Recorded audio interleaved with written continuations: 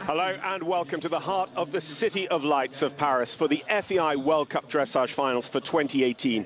The only worldwide linked series of the sport dating back to 1986. And whatever happens today, history is going to be made. Isabell Werth is here challenging for her fourth World Cup Finals title, her 24th major title. We have 17 amazing combinations who qualified from around the world and have come through yesterday's Grand Prix to today's freestyle to music. And the excitement today is that they set their own program. They use those prescribed movements and they set their program, they choose their music, and they can really showcase the abilities of themselves and, of course, their equestrian athlete partners. The question, though, for Isabell Werth at the moment is Laura Greaves. Laura and Vedades, they won yesterday. They were the biggest challenger to Isabell Werth and Viagold 12 months ago in Omaha, and today it is balanced on a knife edge. The other big excitement today is which combination will slot into the bronze medal spot, third place on the podium, because there are plenty of names that could do so. We are just on the edge of our seats, and you will be as well as we get into the action in just a few minutes' time. But joining me, John Kyle, here today is Natasha Baker, and you know, since the Grand Prix yesterday, Natasha, we have just been on edge. We really have. Like, anything could happen today. And I think that's what makes this sport so exciting. You know, Isabell made the mistakes yesterday. That could happen again today. You know, Laura came out on top with quite a big marginal percentage. So, you know, yeah, we'll see. I'm so excited to get underway. As we said earlier on paper, Laura Greaves' freestyle, it's a new freestyle for this season, it's worth 84%. Isabell Werth is regularly worth 90%. But if this was a sport done on paper, we could just go home. We could just do it now. We've got to watch the sport. We've got to see what happens. And the pressure is on. Yeah. Experience tells us that Isabell Werth, having made mistakes yesterday, she ain't going to do that again. But sport tells us different. Absolutely. I think Isabell is, you know, she was feeling the pressure yesterday, but she wants it today. And I think yesterday has made her want it even more today. She's going to come out with a vengeance, and she wants to beat Laura, but also Laura really wants to win too. She does. So, you know, it just makes it so exciting, and they are going to be pushing for as many 10s as they can get today. The other aspect here is that we've got 17 competitors and we're only talking about 2, and we're talking about 2 or 3 more for the bronze medal position. But in the end of the day, a lot of people are in their own private competition. They're against their own personal best. They have maybe a competitor in the field. They go, sometimes I beat that horse, sometimes I don't. So there's all those little micro stories at play as well. Yeah, absolutely. And yesterday we had quite a few on the 68, 69% yesterday. So it's going to be interesting to see how the second half of the podium is, you know, to see how we're doing from like 5th place onwards, because that could also be really tight. Well, the aspect you may be familiar with, we've had it throughout the Western European League, and this will be the second finals at which it's used, is the degree of difficulty judging system. Now, what this has made is that each of the riders has submitted their floor plan, and it is a pre-calculated degree of difficulty. For instance, Shelly Francis, if she gets a 70% technical score, would score 9.66 for degree of difficulty.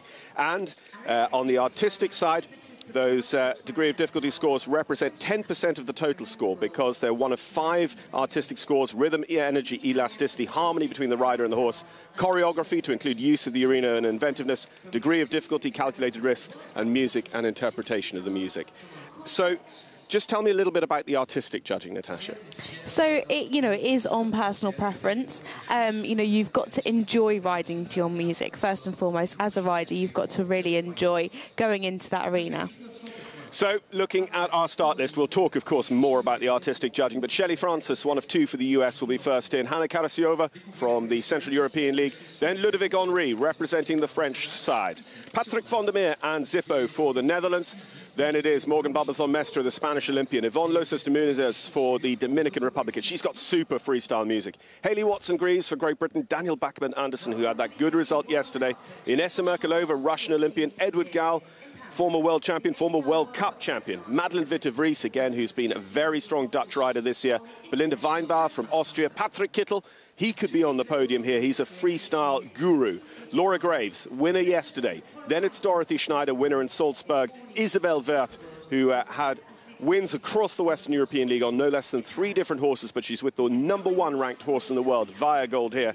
And last to go, Jess von Bredow-Werndl. Jess, who has twice previously been 3rd on the podium at the World Cup finals. We're just seeing on the screens an introduction to some of our judges. 7 judges for these finals. At C, Isabelle Jude, the French top-level judge. She takes the presidency today. At K, Dr. Evie Eisenhardt of Germany, Irina McNamee of Russia at E, Francis Verbeek van Ure of the Netherlands at H, Suzanne Barup of Denmark at M, Maribel Alonso of Mexico at B, and Janet Foy of the United States of America is at F. Yeah, so to go back to the artistic judging, Natasha, just tell us a little bit, about you enjoy your music. Tell us how it comes together. So, obviously, you ride the prescriptive movements. You have compulsory movements that have to be in the test. But that's the beauty of freestyle. You can put them wherever you want. So you can play to your horse's strengths, try and hide their weaknesses, and then that all comes together in the choreography, which is kind of marked before in the degree of difficulty, which gives the judges a bit of an easier job when it comes to it because it's already decided. They only then have to decide on the other coefficients and the other artistic marks. So the music, it has to match the rhythm and the tempo of the horse. It has to be enjoyable as well. The judges have to like it. The harmony is pretty self-explanatory. The horse and rider have to become one and dance in that arena. That's fundamentally what the artistic is all about. But that's when the rider's personality can really come into this, and I think that's why so many people enjoy watching the freestyle. Well, you mentioned that. I mean, Jessica von Bredow-Werndl has her own voice is in her freestyle musical arrangement. Something that Ankie von Grunsven did many years ago. Jessica's still doing it. She's done it several times in several different arrangements, so allowing that personality to come through. We are very focused on the artistic side, and it's the side that comes through. But just to remind you that 50% of the score is for the technical execution of those 16 prescribed movements, and there's no limits to the inventiveness, but even very good choreography and exciting music cannot compensate for poor technical performance. So if you're only scoring 5.5s or 6s for the technical execution, you can't expect a good technical mark because it will be held back by a good artistic mark because it will be held back by the technical execution. Yeah, absolutely, and that's when it all comes together. And yesterday we had some really good Grand Prix work, and we got some really fantastic percentages. So I'm sure they're going to be looking at trying to get into those 80s, especially in the top 5 or 6. Yeah, the other thing to recall is, I know it's 84% that Laura Graves has been scoring this year for her freestyle, but she hasn't been scoring 81% for Grand Prix yet this year. This is the first time she's broken 80% this year. It's the first time she's broken 80% in Europe. It's the first time she's scored what she did yesterday because it was a new personal best. So she's on, potentially, an upward trend. So that gap of 90-odd% for Isabell, 84% for Laura, that's potentially closing that gap. Yeah, I really think it could be. That's going to be really exciting to watch until right at the end. Isabell's second from last to go, and then we've got Jessica, who could be contending for a podium position as well.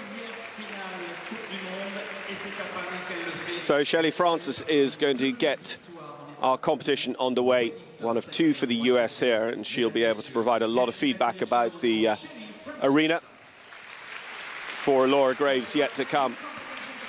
And pleasing to see the public side of the arena really full already for the beginning of the Grand Prix Freestyle here today. It was fun yesterday. It was, maybe they're not the most dressage crowd, but when Ludovic Henry didn't go into the lead, they were like, oh no, dommage! So we're looking forward to the support that they'll give Ludovic here as their home rider. He's number 3 in the ring.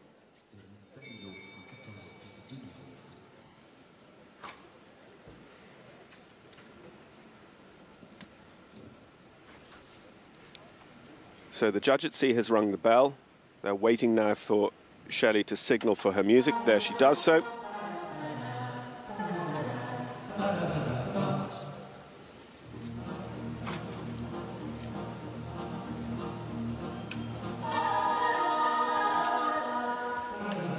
A combination ranked just outside the world's top 30. It is Shelly Francis for the United States of America with Danilo.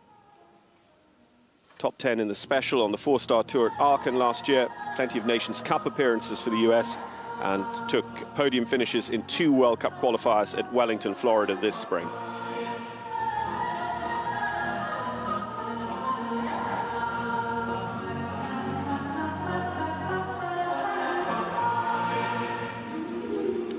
Really confident start, going straight into the half-pass zigzag and then pirouette.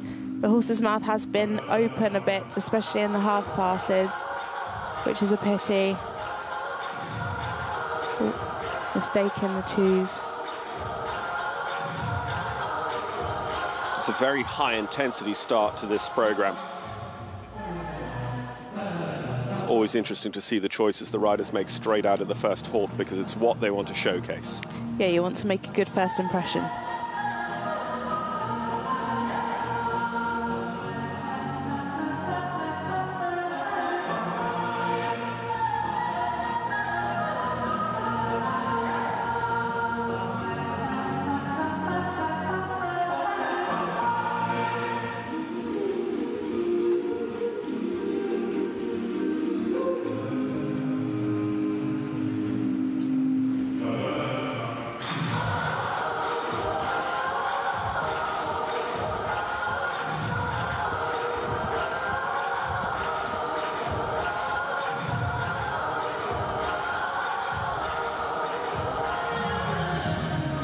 Nice and symmetrical there. She did the same both ways. I wonder, has she got a line to repeat her twos? Obviously that mistake would have been quite costly, so they can put a joker line in to repeat a movement that they messed up. No, not looking like she has.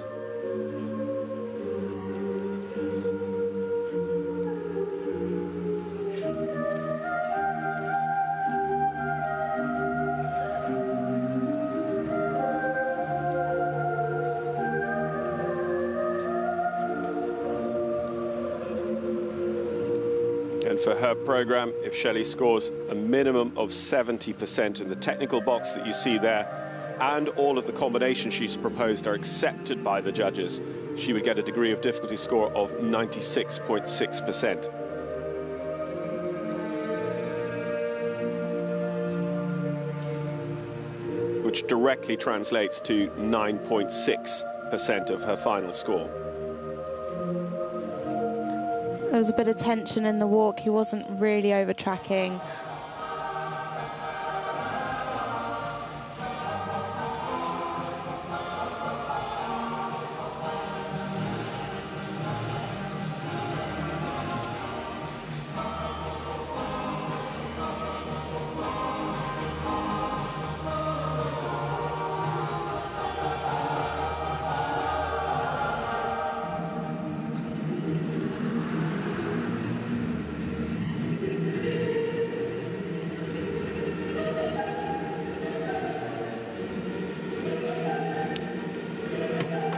That second half pass was nice and parallel.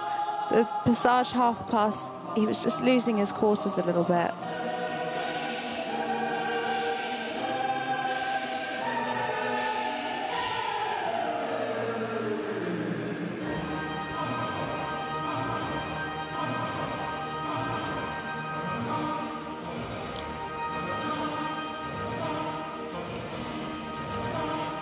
Nice lift and activity in the passage.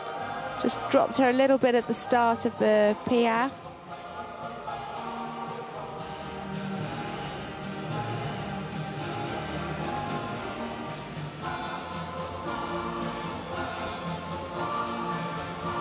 Much better half pass in the Piaffe this way.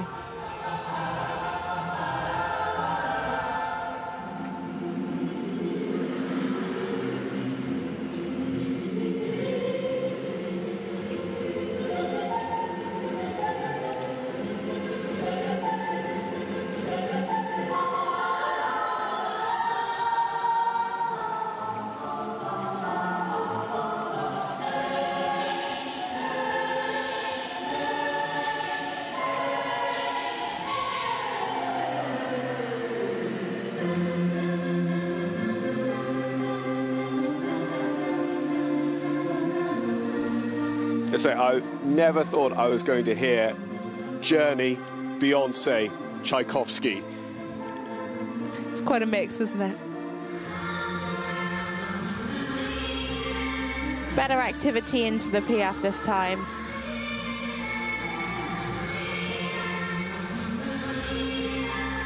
She's lost a little bit of rhythm there, but she's regained it.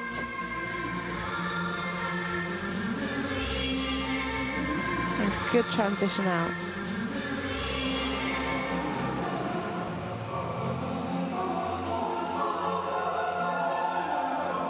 Just 68% yesterday for 17th position in the Grand Prix. She's back much more where she'd like to be today. She never stopped believing. Shelly Francis and Danilo for the United States of America get our World Cup finals underway here in Paris.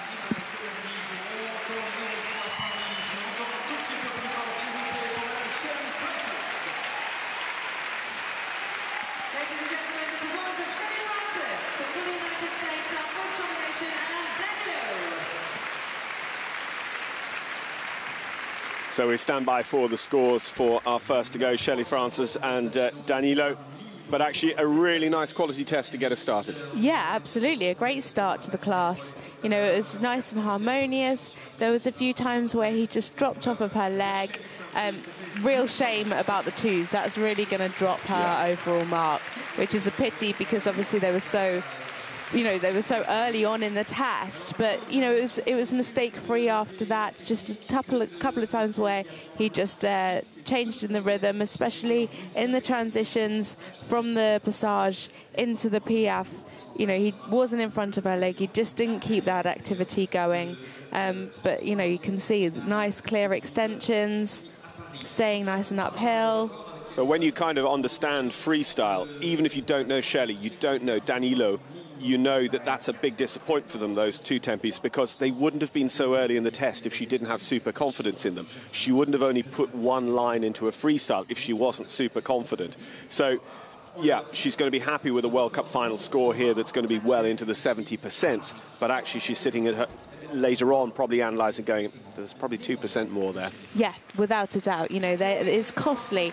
And like you said, you have to have confidence in your partnership to not put a joker line in. You know, they are so handy to have, and you'll probably see later on as we go in the class, they also won't have joker lines. But, you know, it must be an uncharacteristic mistake for her and her horse.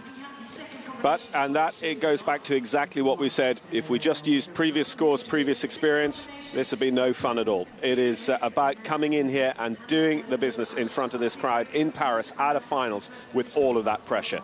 Here we go. There are the 7 judges' technical marks. The overall mark for the total freestyle is 74.207, and the artistic marks up there as high as 82% from the judge at age. 74.207 is the score for Shelly Francis in freestyle here at the FEI World Cup Dressage Finals.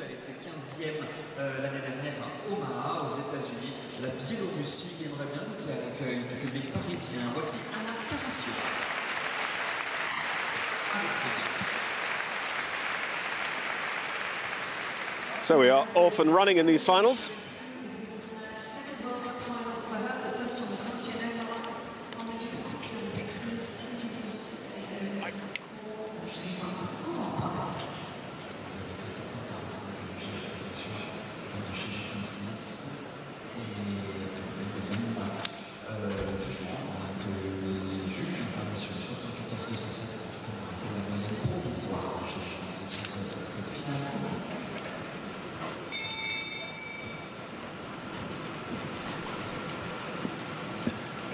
So the bell tolls for Hanna Karasiova with Zodiac. Equal 15th yesterday, same score as Patrik van der Meer. 68.478.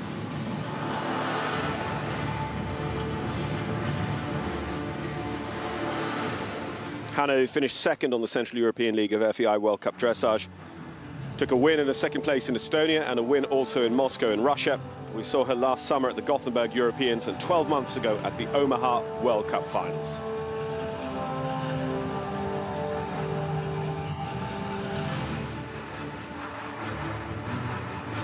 Really strong music on her entry. Just not quite keeping the rhythm behind. In the piaffe, you can see some uneven steps. But great lift in the passage. Oh. It's not staying in front of her leg then.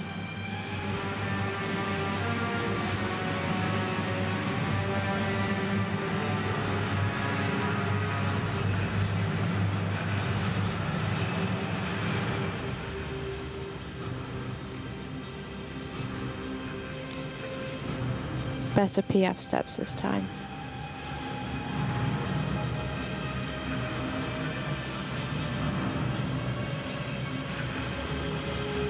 Again, just losing a little bit of activity at the end there.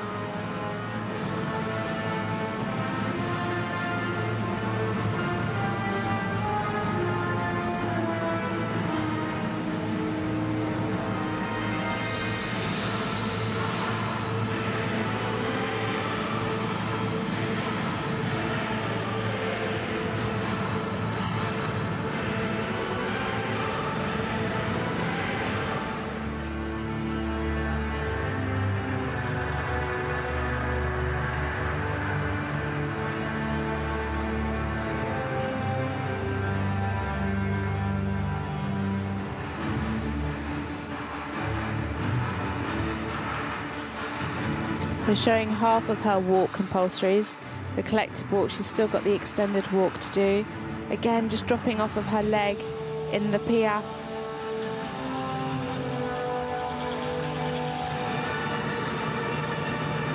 It's hard to go into an active piaffe from walk.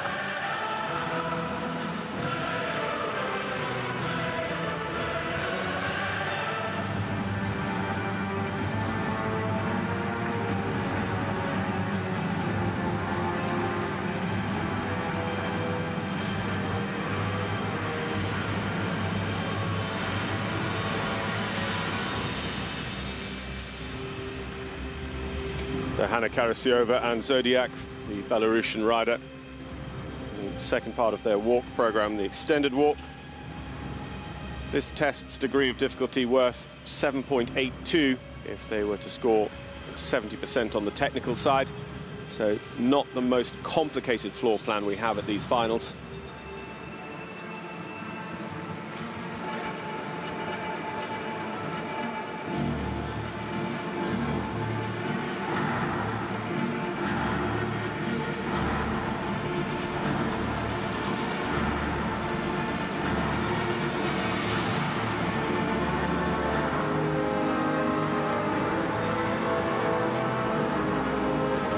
Wasn't quite listening to her aides. I think she asked for a change a little bit earlier than she got one.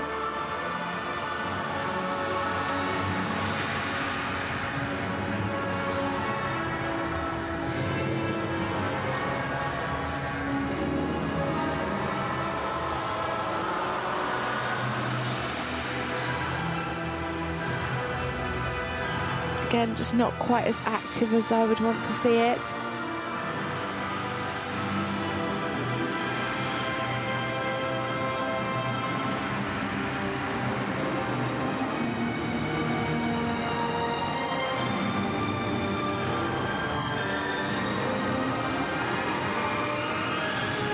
Much more suppleness this way in the half pass. It was just looking a little bit more tense in the trot half passes.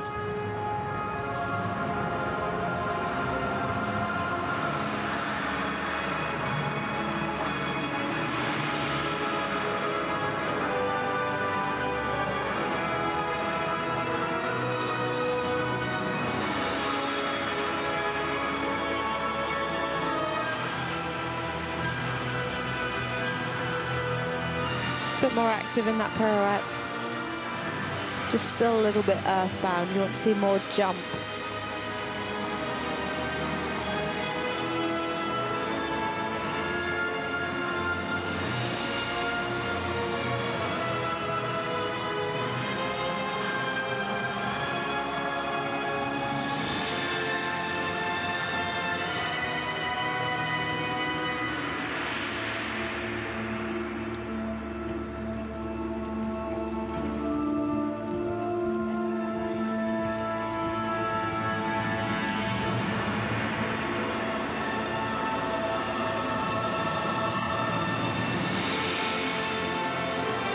So in the 110 piece, they must show 9. It actually shows a little bit more, but actually, had she shown about 15, she could have increased her degree of difficulty.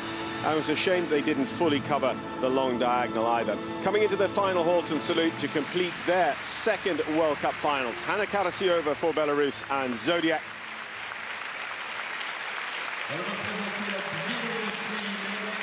This is just their third major senior championship appearance. They rode at the young riders level, the under-21 level for Belarus, and then last year's Omaha World Cup finals, the Gothenburg European Championships last summer, and now here in Paris for the FEI Dressage World Cup finals 2018. You could just see the difference in the choreography of this freestyle compared to the last one. You know, choosing to do your changes on a curved line can add to the degree of difficulty. Obviously, she chose to do the ones on the straight diagonal line. You know, if she's not so confident in them, then that's a great call because you're less likely to make a mistake. And that's where the fine line of risk comes into the freestyle. Do you risk putting it on a curved line and making a mistake, or do you keep it simple, put it on a straight line and perform them really, really well? She did obviously do her 2s on the half 20-meter circle, which would have added to her degree of difficulty, but the rest of the floor plan was a little bit more simple than the one that we saw beforehand. If you do take part today, and the spectator that has the closest score to the judges' score could win a fabulous signed print with all of our riders. So 74.2 was the provisional score a short while ago for Shelly Francis and Danilo. We starting to see that coming out as a confirmed 74.189.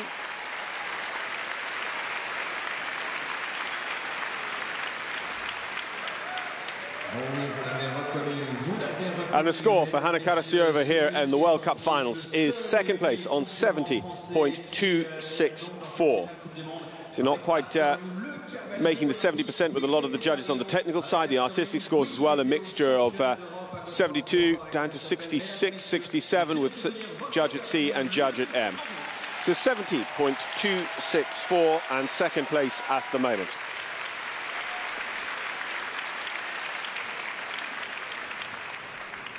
So we could easily have a World Cup finals where nobody scores under 70% in freestyle. We should be getting better and better as we go through the rankings now. Our next group of 5 are those who are placed between 11th and 15th in yesterday's Grand Prix, drawn randomly. And the first we see forward is 12th place yesterday, Ludovic Henry for France with After You.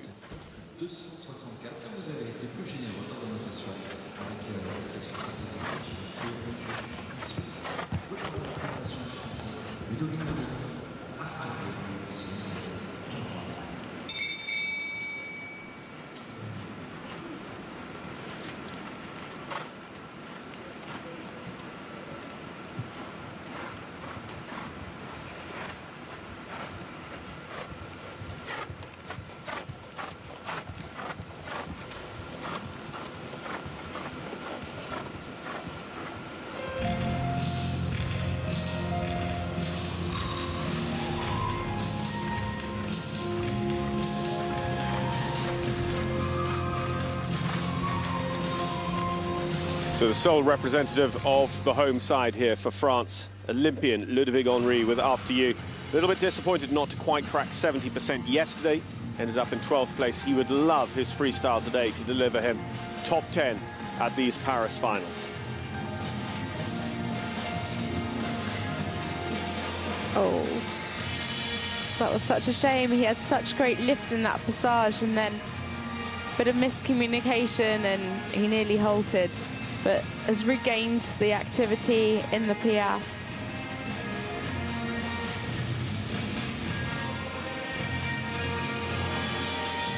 Again, just losing the rhythm there at the end. So again, the Piaffe is prescribed. The Piaffe pirouette is an optional movement for the artistic side and increasing the degree of difficulty.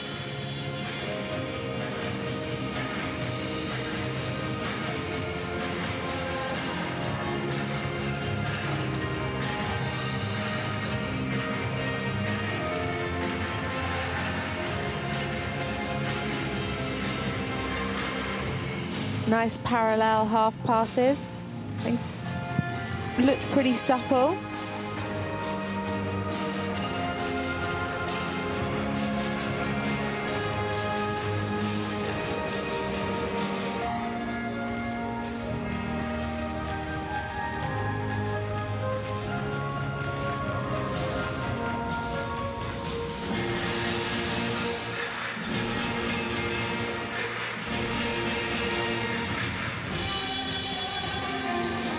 Again, a bit of a change in the rhythm in the transition. Better than the last one though. Just not quite smooth coming out either. Better that time.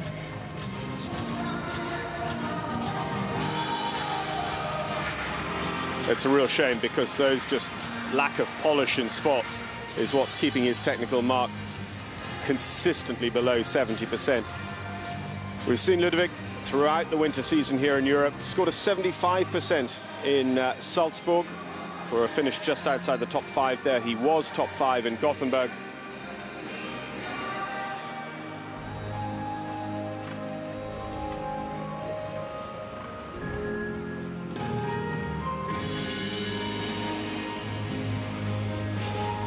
Lovely relaxation in the walk. The horse really taking the contact down, taking the stretch.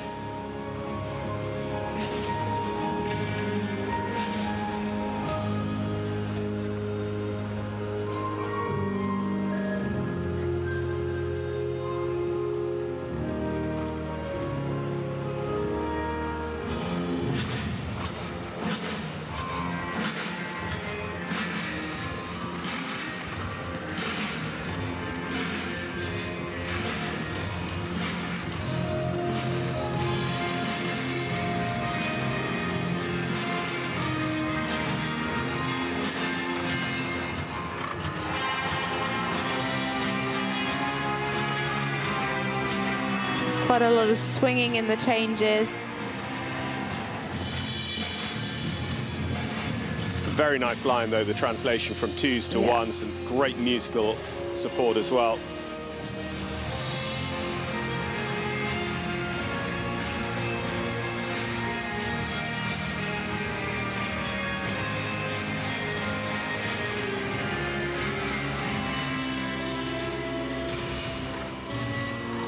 Losing the activity, you can see him bearing down onto the shoulder in the pirouette.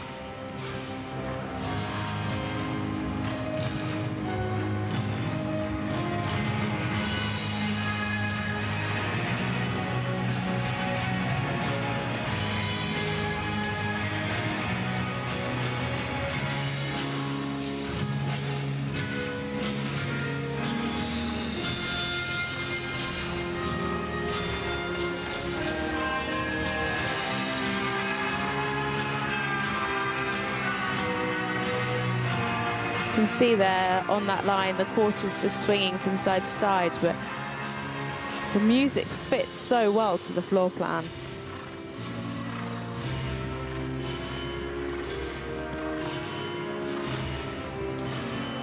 Slightly better pirouette that way, just again like to see a little bit more sitting from behind so he can lift up and around the pirouette.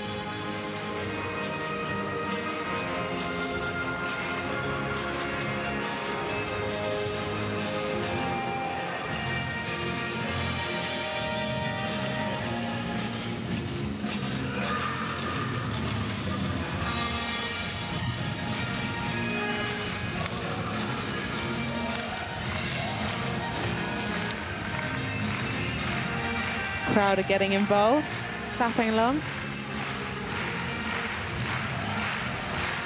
Oh, losing the activity again there in the fan.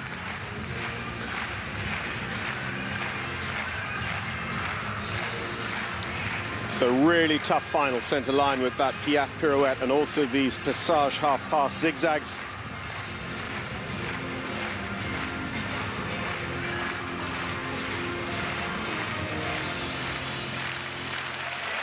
Ludovic Henry for France. A little bit of everything in there. Bruno Mars, Aha, Stevie Wonder. And all really well fitted. It was, if not the most technically proficient test we've seen, probably one of the most fun. Yeah, definitely. He was bang on time with his music, and you know, when the music changes so much to the floor plan, that's when it can be a little bit risky because you have to be on time. You know, that you could hear the change of music when he went into his canter pirouettes, and when it goes so quiet like that and they're not in the pirouettes, you kind of wonder what's going on.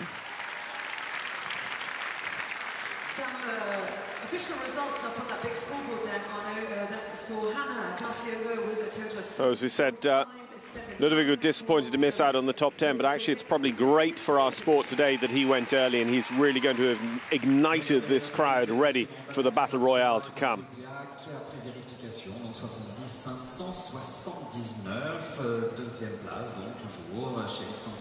Let's see the reaction to the percentage today. Eh bien, on a séduit les 7 juges internationaux. Réponse dans quelques instants. En tout cas, vous avez su bien le soutenir, ce seul et unique cavalier français, le cavalier olympique Ludovic Henry, avec son ombre After You. Et on va découvrir eh bien, dans quelques instants, justement, les notes de la délégation française. There's that really good line over Superstitious earlier on. We rode the 2 tempies coming down on the angle, changed the bend over at the marker at E, and then went back on the 1 tempies the other direction. It's nice to see the imagination of the riders and the different lines that they put in for their changes. And you know, sometimes they put the 2s and the 1s quite close together, and sometimes they completely take them apart. I think it's nice when they're together, so I think they flow quite well. And again, he had a nice symmetrical floor plan, so it's much easier for the judges to know what's coming next.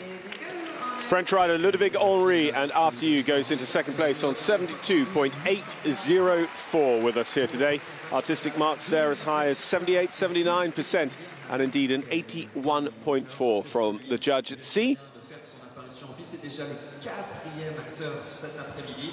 Il représente les Pays-Bas, mesdames, messieurs. Il était des Jeux Olympiques de Londres. Il est revenu avec une médaille. So Shelly Francis first in the ring is our leader. Ludovic Henry in second. Hanna Karasiova of Belarus is in third. Du monde pour se qualifier ici à Paris. Mesdames, messieurs, il aimerait bien goûter à la chaleur de l'accueil français. Monsieur Patrik Kittel. Well, I think as late as Monday of this week, this man didn't know he was coming to the finals. Sadly, Emile Farrieux of Great Britain had to withdraw late, and Patrik van der Meer was offered and was able to accept a place here at these finals.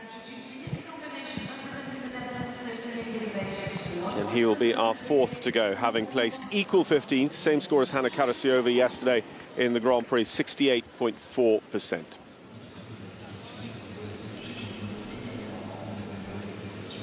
Yeah, so great for Patrik to be here.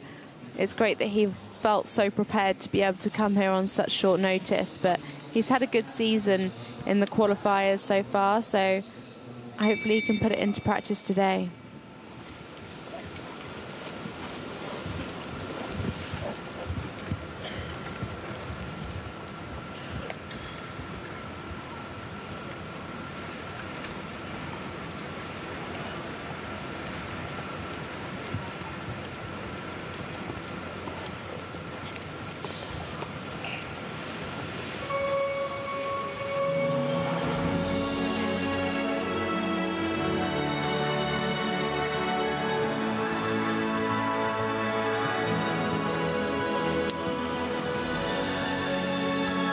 Combination that scored as high as 76% on this year's Western European League, taking that score at Amsterdam. Patrik van der Meer for the Netherlands, with Zippo, the 14-year-old, by Rousseau.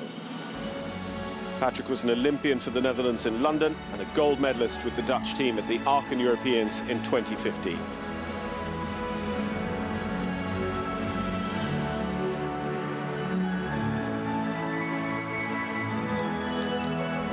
Keeping the bounce and the activity in the PF. Lost just a little bit of rhythm coming out, but a good transition in.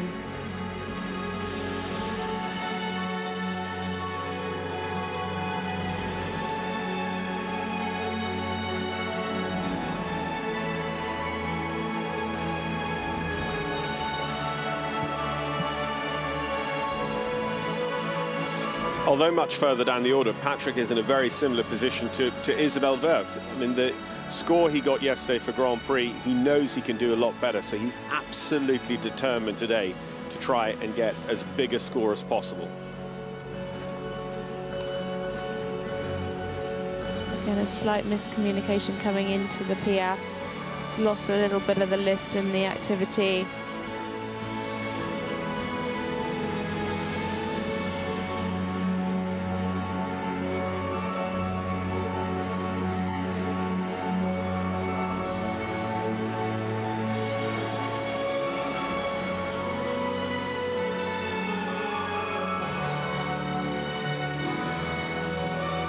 Horse just showing a bit of tension and shaking his head. But a nice parallel half pass.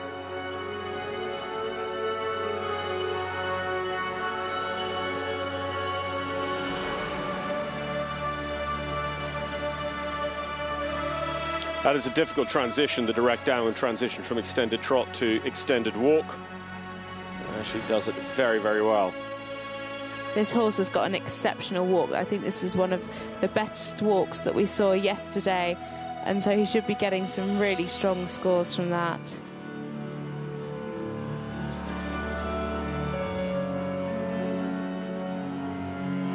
It has such a huge overtrack, it actually makes the collected walk more difficult, because when their stride is so big, to try and contain that, it can be really difficult.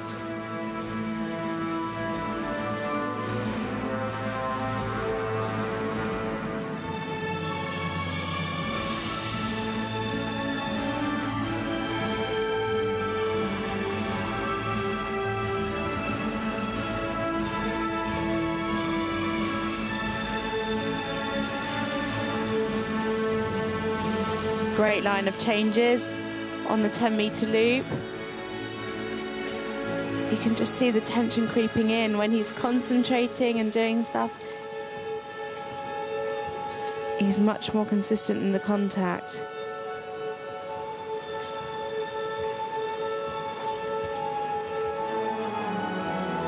Just lost the rhythm a tiny bit there towards the end, but you can see his ability to really sit behind.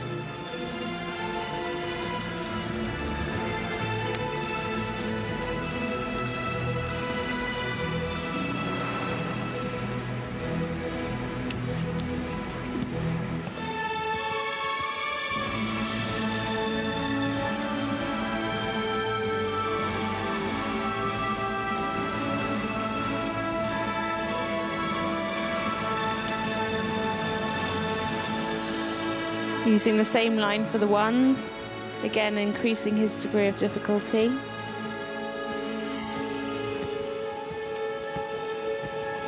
Yeah, they're required to ride 5-2 tempi changes. They ride 9 or more, the degree of difficulty is ramped up. They're required to ride 9 1 tempis, and if they ride 15 or more, the degree of difficulty goes up. Just dropped behind Patrik's leg then in the pirouette. It was very on the spot and a bit too small. He could have done with opening it up just a little bit and allowing the horse to really sit and come round his inside leg.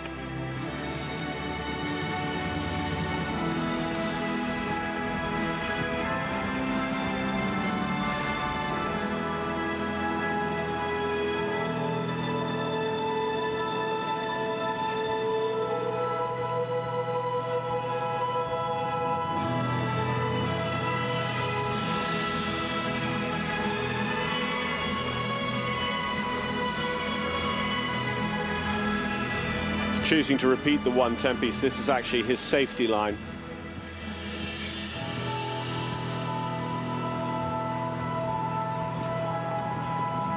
Better pirouette that time. In a way, you'd normally expect them to extended canter if they didn't really need to repeat anything. But I think in every circumstance, Patrik probably 1 tempis there, because in the Grand Prix special test, a test we don't ride at the finals, you have that pirouette, tempi change, pirouette sequence. Good practice.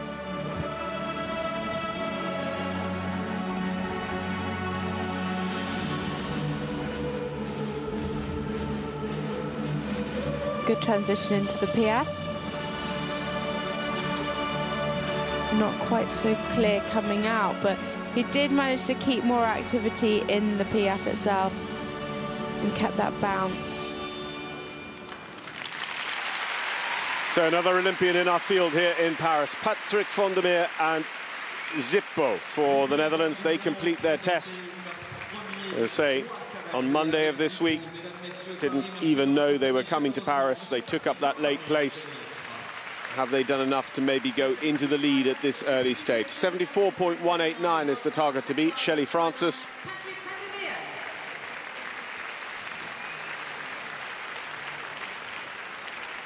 Il était associé cet après-midi à son 14 ans Zippo, un fils de Rousseau, un ombre hollandais, lui aussi du sumo KWPL.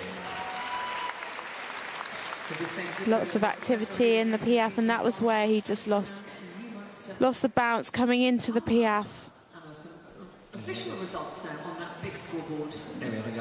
Nice diagonal pairs, but you can just see it's just a little bit earthbound. Deuxième place au provisoire, 72-786. Voilà le résultat du Français, ainsi confirmé à cette deuxième place derrière Shelly Francis des États-Unis. And that's where that huge overtrack comes into play. 72.786 final score for Ludovic Henry after you, which means Shelly Francis for the moment still in the lead before we have the provisional results for the Dutch rider Patrik Meer with Zippo. Of course, you as an audience, what you've given if you're using spectator judging. Nous allons également découvrir vos notes, vos notations. Vous avez été plus de a few times in the pirouettes. Again, just a little bit earthbound, not really sitting enough behind. This was one of the better ones. Vous aussi, vous pourrez donner vos propres notes, votre propre évaluation sur les prestations qui s'offrent à vous à l'occasion de cette FEI World Cup Dressage Final. Nous voici en Espagne maintenant. And the score is in for Patrik van der Meer and Zippo. 72-289 goes into third position, breaking 70% on the technical side with several of the judges, and a range up to 78% there with the judge at H on the artistic side. Patrik van der Meer and Zippo into third at the moment. You might have heard the arena speakers in the background there also talking about spectator judging. Spectator judging is available for you at home as well, just as it is here for the audience in the arena, and that is brought to us through our technology partners to FEI World Cup Dressage, SAP. Des Jeux Olympiques de Londres, plus jeune également de cette finale, la Coupe du Monde ici à Paris, seulement âgée de 25 ans. Elle a déjà participé aux Jeux équestres. Morgan Barbancon is our next to go, another Olympian. We have no less than 5 Olympians out of our first 9 to go. Coupe du Monde déjà à son actif, c'était à Las Vegas en 2015 avec son puissant Painted Black. Pour cette finale, elle a choisi Sir Donnerhold de 2. Mesdames, Messieurs, voici Morgan Barbancon, l'Espagne. And at this combination now representing Spain, Anna, reminding you, for those who are not familiar with it, the youngest ever rider to go to the Olympic Games in this dressage discipline. She was 20 years of age when she went to London. She's been to the World Equestrian Games once, 4 European Championships, 1 World Cup final, and was in 250 as a with a Painted Black this afternoon. She's with Sir Donnerhold to the Oldenburger, 12 years of age, by Sandra Hitt. Un deuxième fils de Sandra Hitt et Morgan qui a décidé de mettre à l'honneur justement dans son programme libre les chansons françaises. L'Espagne est en piste, mesdames, messieurs. Morgan Barbancon.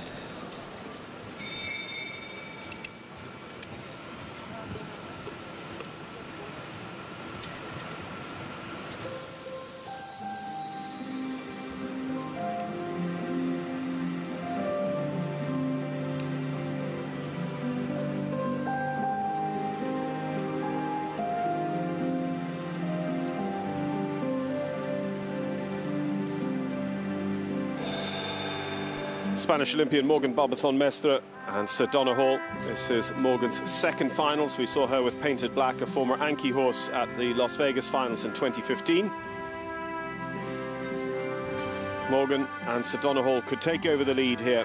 74% were their scores at both Lyon and at Stuttgart this World Cup season, and a 75% then at Sertogenbosch. She also took the World Cup qualifier win in Central Europe at Maria Kalnok in Hungary.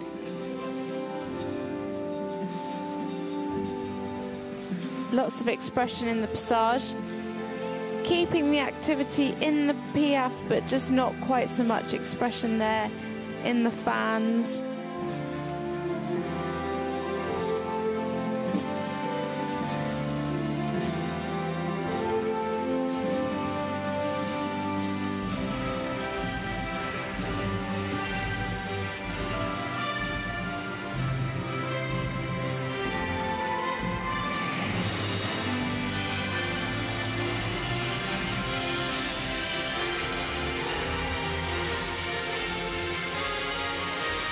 One of this horse's party pieces is extended trot, so much power.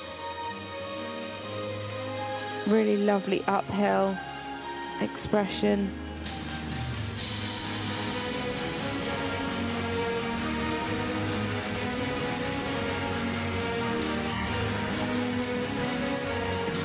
And again, so much reach in the half passes. He makes those steep half passes look easy.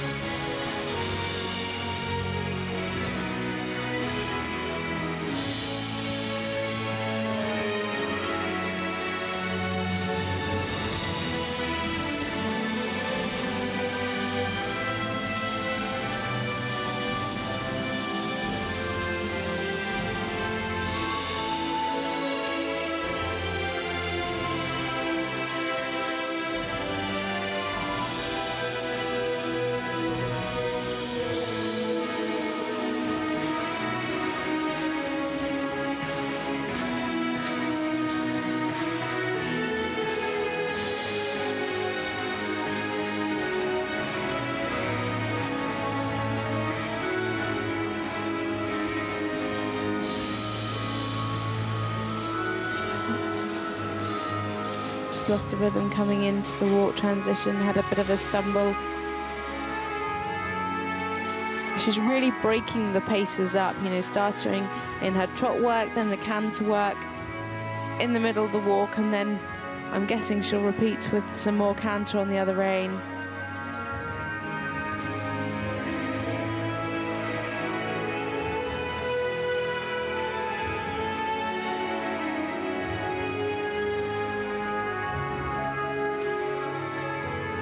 Nice and relaxed in the walk, just a bit of a head tilt on the change in bend.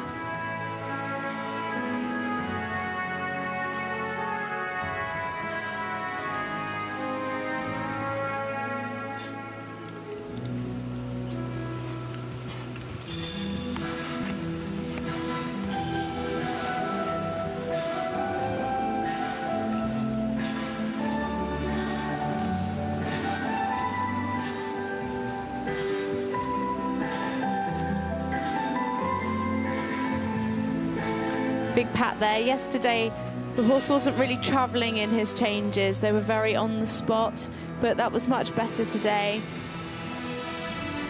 A few at the start were a little bit stilted, but as the line went on, he just had a bit more freedom.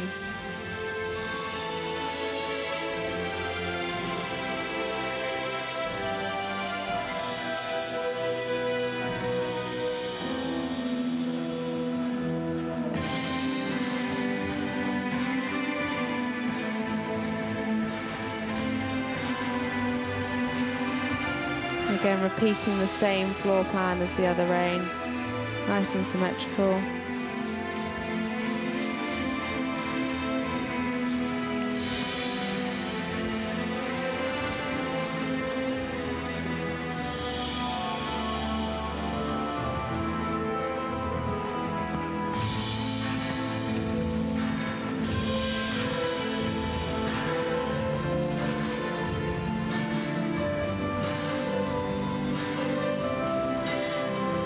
Yeah, just bearing down on her. You can see her giving him the rein afterwards. He was just coming onto the shoulder in those changes. And not a clear transition back into the passage.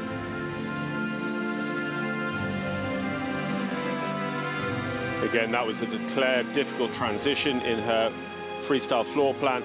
It probably won't be accepted by the judges, so that will keep her degree of difficulty score that little bit lower than it might otherwise have been.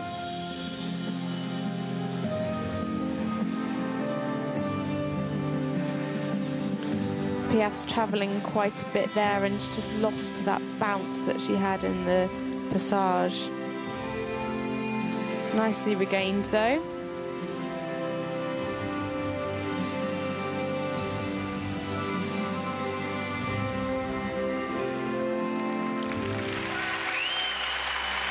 So with the Oldenburger by Sandra Hitz, Sir Donoghue, Morgan Barbancon Mestre for Spain. L'Espagne était ici dans cette FEI World Cup Dressage Final de Paris. Regardez, mesdames et messieurs, je salue. I think she's regretting her decision to make them go louder now. Not at all. She doesn't have to ride again for at it. least a couple of weeks.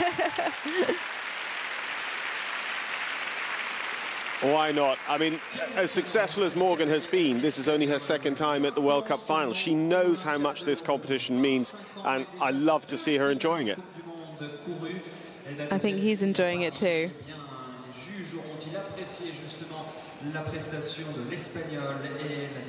Yeah, really lovely test today. She improved on the things that weren't quite so good yesterday. You know, most of the piaffe yesterday were travelling quite forward, whereas only the last one did today, and those two times were so much better today. He was really travelling across that diagonal line.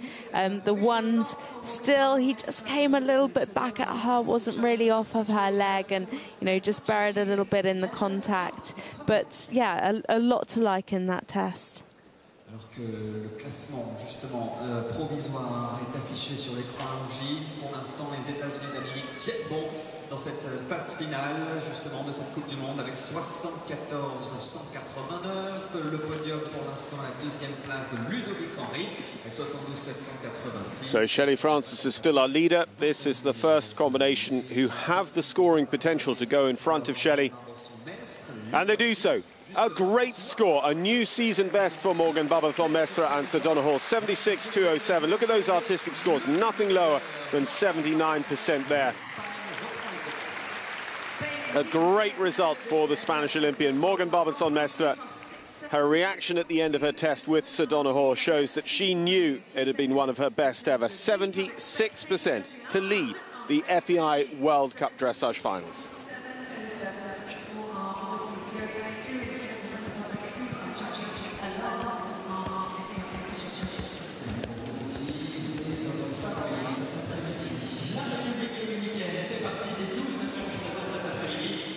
Dominican Republic next. Yvonne Losos de Muniz. Just waiting for the start signal from the judge at sea today, Isabell Werth.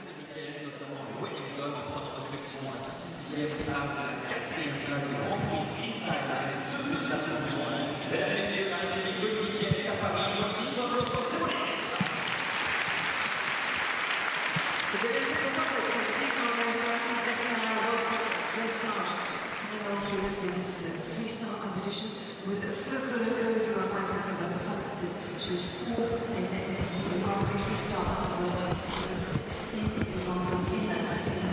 Competition organized by the Olympic Games, and 2 years after from the Pan American Games in 2007. So Pan American Games, individual bronze medalist back in Rio in 2007. Rio Olympian with this horse, Yvonne Losos de Muniz and Foco Loco. We actually saw Foco Loco at a few Western European League shows with Borja Carrascosa. And Borja convinced Yvonne to give this horse another chance, and they've had a superb spring season in Wellington, Florida. Yvonne, who might be known to a number of viewers at home as a former partner of the Carl Hester ride Liebling. She was 3rd in the freestyle at the Global Dressage Festival, and took this horse's first international win in the Grand Prix at that same show this spring in Wellington. And that music she just played before intro, she uses that for her tempi changes, and if she hits it, I think it's some of the best tempi change music in the sport. Come With Me Now by the Congos.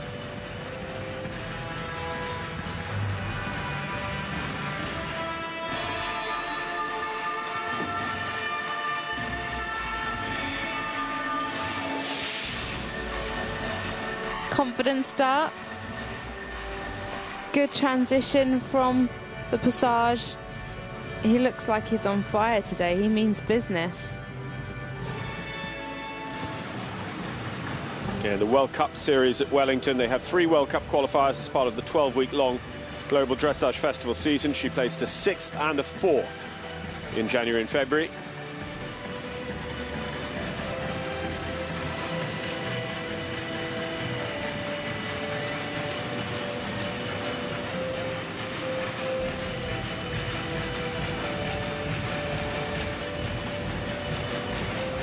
Just showing a few signs of tension, a few little looks at the arena and at the whiteboards.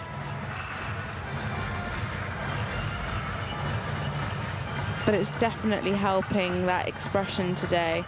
It feels like she rode the trot work very fast, and I wonder if that was to try and cover up the fact that, to try and stop them being spooky. Some horses can react a lot to the music, especially indoors, because, you know, it is obviously very enclosed. When you're riding outside, the music can get a little bit more lost, so it's a much bigger atmosphere indoors, and that can affect some of them, because he wasn't spooky or tense yesterday.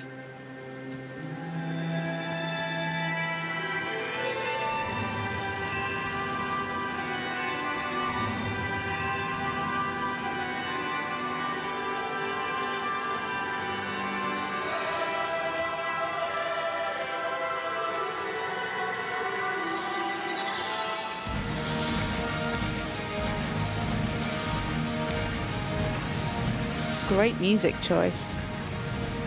It really fits with his canter.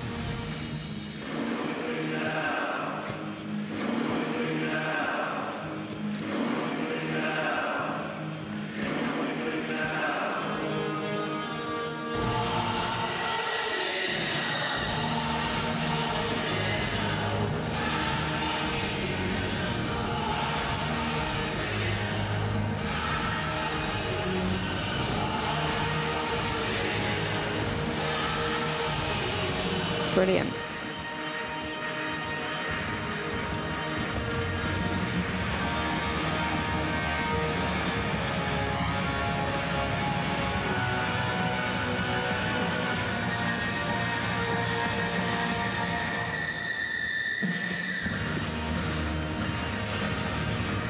Oh, just slight loss of rhythm there.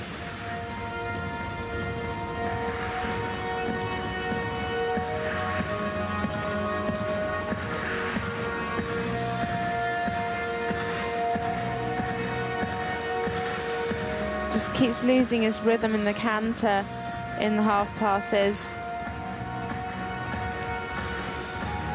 I mean, it must be said that those are exceptionally steep, normally ridden at trot degree of half passes.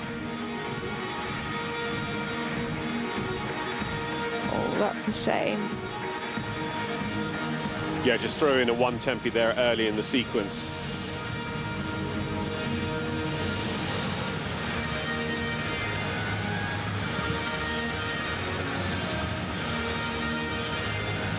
But she does have a joker line coming up immediately after this canter pirouette. Super. So the rest of the changes were really good. It was just that mistake at the beginning, but that would have cost her quite a lot. And here we go.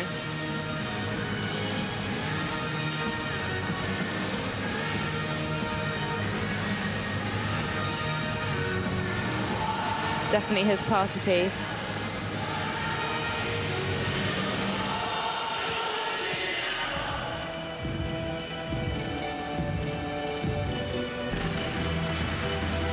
This should be picking up some really high artistic marks. Her music is incredibly well placed with her floor plan and with the tempo of the horse as well. Just lost a bit of activity. The piaffe kind of stepping rather than bouncing.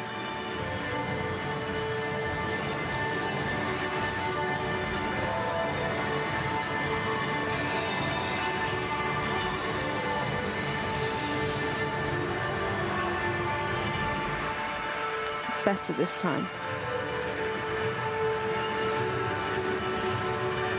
That's it.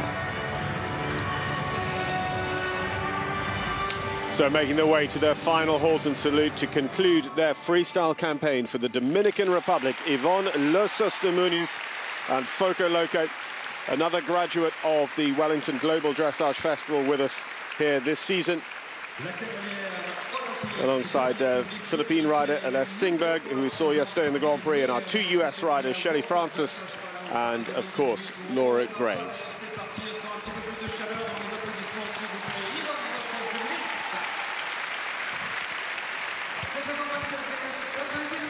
You've just been watching Yvonne Losos de Muniz with Foco Loco, another appreciate, of course, we'll be waiting for the provisional results and see how our members of the public who are doing a good job so far on spectator judging, how they evaluated the performance. Yeah, really, really nice test. I really enjoyed watching that. The horse really was on fire, but unfortunately just a few bits of tension crept in at the beginning of the test. He had a few spooks at the flower pots around the outside, but it certainly helped her expression. A few of the piafs were a little bit earthbound at the beginning, but that last one was spot on. I think the highlight of the test, though, was the canter floor plan. That was really good, and like you said, the music didn't disappoint. It was spot on with her choreography and really suited the horse. Just a real pity about those changes, but that's where that joker line really comes in handy. Just to tell you, when the computer takes out all the repetitions, there is a single score for 2 tempi changes. So if you repeat them, what you're doing is you're raising your average, but still the 2 scores the judges give you are averaged down to produce the 1 score for 2 tempis. Yvonne Losos de Muniz and Foco Loco go into 4th position on 72.675 in these Paris finals, with artistic marks there ranging as high as 79.4, 79.8 in fact from the judge at B, down to a 75 and 76 from judges at K and F. 72.675 on our big, obviously, Accor Hotel Arena scoreboard. That was for Yvonne Losos de Muniz. And as we see the members of the public close again. So Morgan Barbancon is our leader for Spain on 76.207. Shelly Francis of the United States of America in 2nd. Ludovic Henry in 3rd. Yvonne Losos, we've just seen her go into 4th. Patrik van der Meer of the Netherlands in 5th. And Hanna Karasiova in 6th for Belarus. Maintenant, la Grande-Bretagne, cette nation vice-championne olympique et vice-championne du monde. Et bien, quant à elle qui est en piste maintenant, elle court ici à Paris sa première finale Coupe du Monde. Vous avez pu la voir sur 6 des 9 étapes Coupe du Monde cette année, à Lyon, à Stuttgart, à Londres, à l'Olympia, à Amsterdam. So if you've been watching the FEI World Cup Dressage Western European League this season, you're almost certain to have already seen this lady, Hayley Watson-Greaves. She was really chasing a place in this finals. Just disappointed to miss out on automatic qualification, and then lucky enough to get one of the early extra starting places when Mary Hanna, the Pacific League qualifier, decided, having run at 's-Hertogenbosch in the Netherlands, to not come forward to the finals. That place then was offered to Hayley Watson-Greaves, who has been really relishing her time here in the City of Lights. She's making the most of being at these finals. She's blogging about every aspect of it. If you don't follow her Facebook page, you should. You see somebody who's just really enjoying the joy of horse sport. And being in this city, they've done training, washed the horse, got on their bikes, cycled down to the Eiffel Tower. And they've made the most of being here in Paris this week.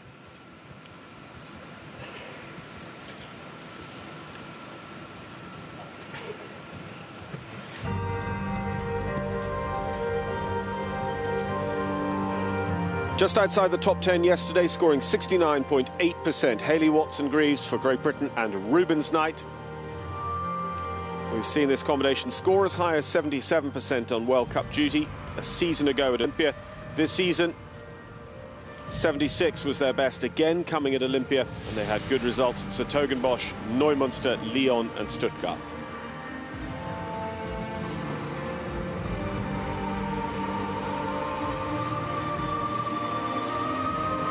A confident start. Squeaks can feel the atmosphere a little bit, and that showed yesterday with a few moments of tension, but he looks so much more relaxed today.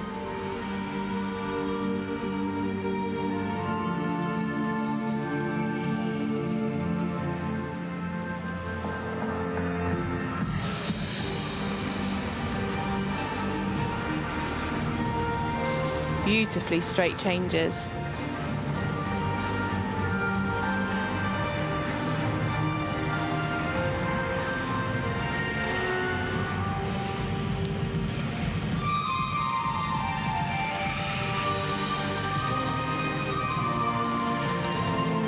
no, she missed one of her twos then. They were going so well. And again, really well timed with the music. It just shows up even more when you make a mistake.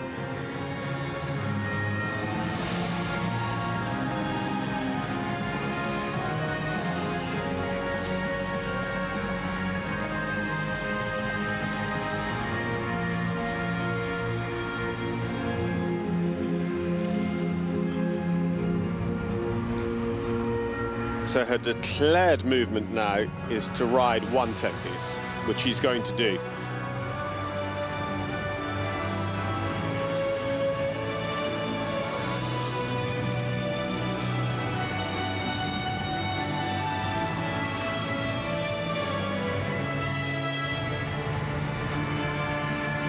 So she doesn't have another opportunity either through a joker line or a repetition to show the twos. I wonder why she didn't do them then. I think the riders are in quite a difficult situation because I'm not sure whether they know that having declared that they would ride the ones, whether they can change. I mean, I think they can. I think they have a degree of latitude. But also it's that quickness of thought. Yeah. How quickly do you put in place plan B, or is it best to just go, okay, let's stick with plan A? When the pressure's on. He could just stretch forward a little bit more in the extended walk. You can just see him dropping behind the vertical. You can just see her offering her rein forward so he can take it. He was ready for that transition then.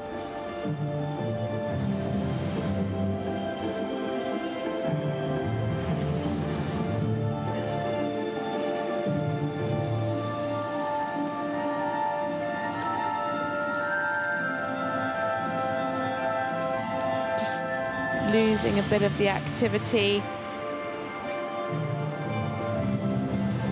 in the Piaffe pirouette.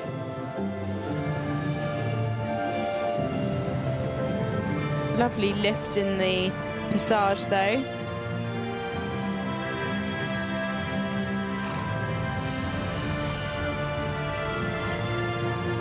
He looks so much more relaxed than yesterday.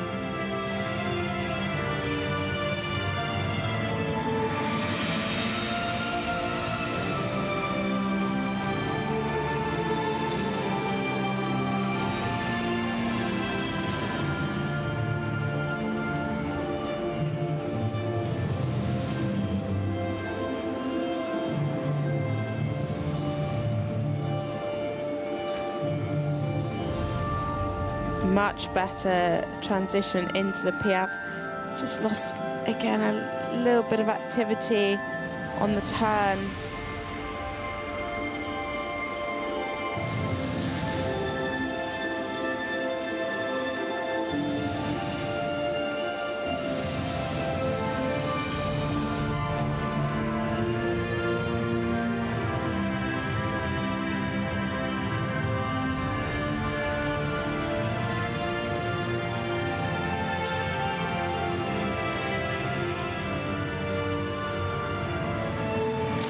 Technical mark has just started moving the right way. She really needs that to be over 70% in its own right.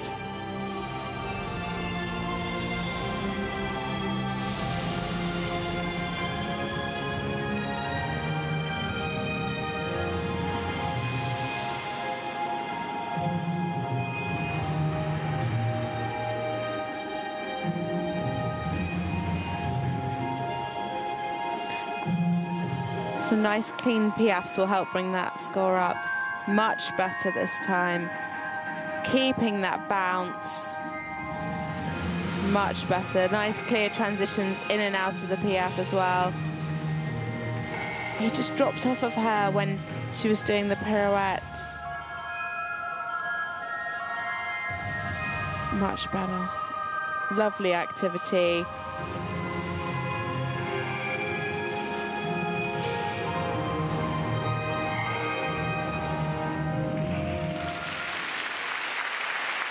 So, Hayley Watson-Greaves, the sole flag flyer for Great Britain at these FEI World Cup finals for 2018, is going to complete her test If she could replicate her season's best of 76, or indeed her best of 2 seasons ago at 77, she'd be going into the lead. But can those errors, that little bit of a struggle for balance at the beginning of the Piaf pirouette, for instance, leave her just behind Morgan Barbancon-Mestre, out in front on 76.207. It's with the judges now. I think the music fitted in really well with this test. Especially the last bit in the trot, it just fitted the rhythm so well.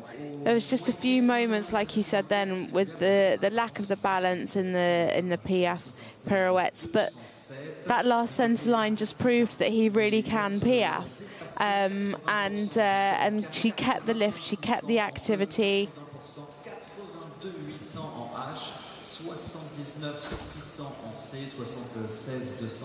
The bend was nice and supple in the half passes. She kept them nice and parallel. These two are such a partnership, and you know, hopefully her harmony will be picked up on in those collective marks. We were just talking about the blogging she's been doing this week earlier. It's like we went in for training in the arena, and you know, sometimes arenas are spooky and sometimes Squeaks doesn't like that. Squeaks did like it. Then we watched Squeaks. Squeaks never likes that. He didn't like it. Hayley Watson-Greaves and Rubens Knight, they score 75.346. They go into second place here in the finals at the moment. The artistic range there, will they be pleased to see an 82.4 from the judge at B, 82 from the judge at E as well. Hayley Watson-Greaves, Rubens Knight, 75.346 and second place at the moment. Second position. Our leader still Spain's Morgan Barbancon-Mestre. And you, spectators, you put Hayley in third position, 75.015. So Daniel Bachmann Andersen next to go. Don't want to attribute credit where it's not due, but we think probably Tom Hunt arranging the music there for Hayley Watson-Greaves a moment ago. I know Just Peters put together the music for Daniel Bachmann Andersen and several others in the field here as well at these finals. There's quite a short list of really world-class freestyle arrangers. Ralph Roder, Jacqueline Vrieze, also well-known names in those circles.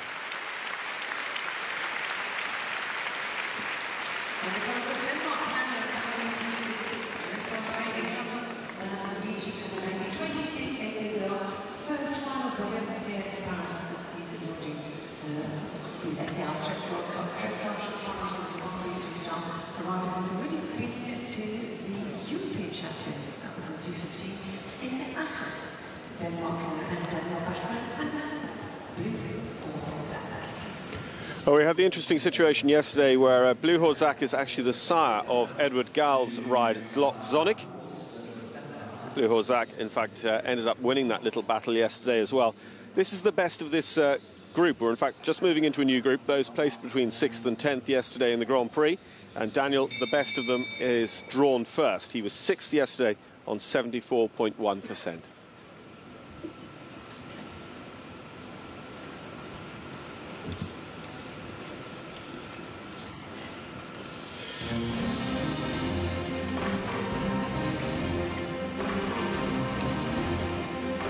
So he is the employed rider for the Blue Horse stud. Daniel Bachmann Andersen with Blue Horzak, the 14-year-old stallion by Rousseau. 2017 was the horse's first year at Grand Prix. They were 4th in our World Cup qualifier at Herning. Scoring over 80% for the first time, they repeated an 80% freestyle score for a podium finish in Salzburg and 81% for third place at Neumünster.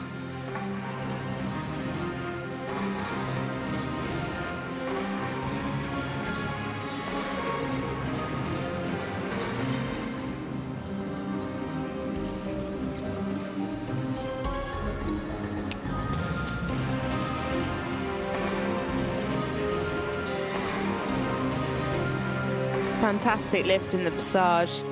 Definitely one of this horse's strongest paces.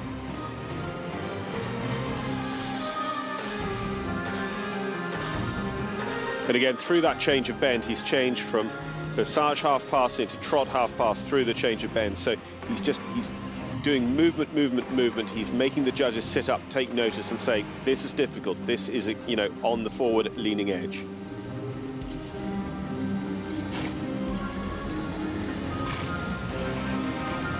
Ooh. Bit of a loss of rhythm there. Just dropped off of Daniel's leg.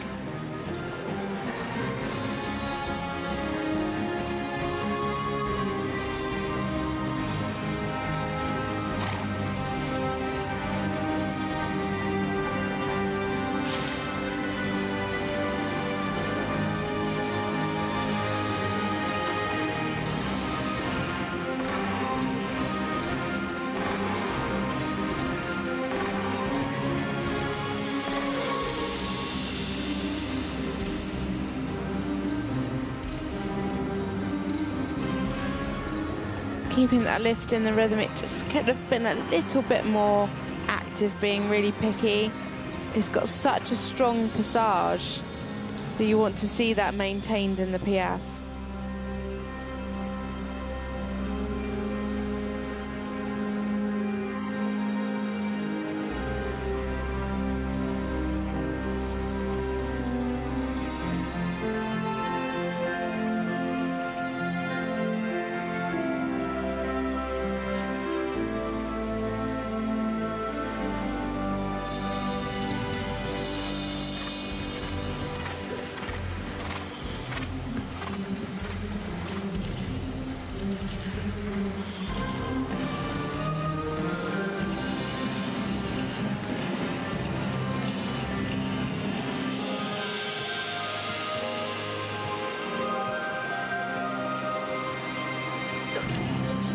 Really nice line there. Good pirouette. Really ramping up his degree of difficulty.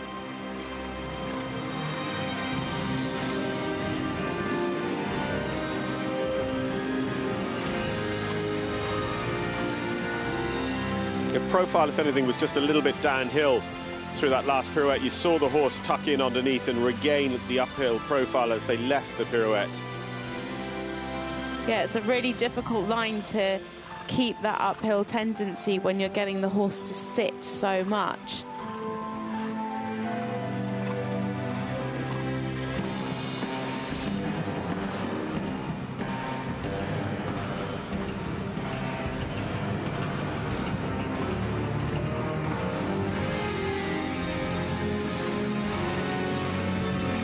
Good clean changes.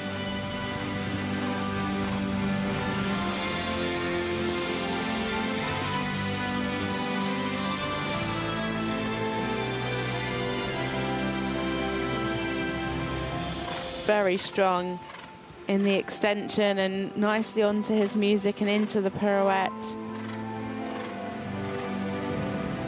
Yeah, it was just that last step again. He just went a little bit downhill, but luckily has regained it into his ones. Nicely to the music as well.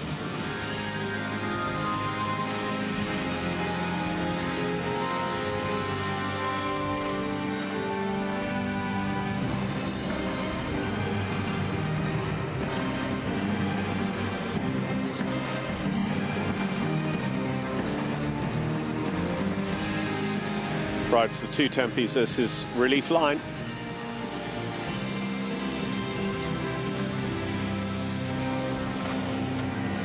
Not the best transition coming from canter into the trot. Could have had a bit more balance.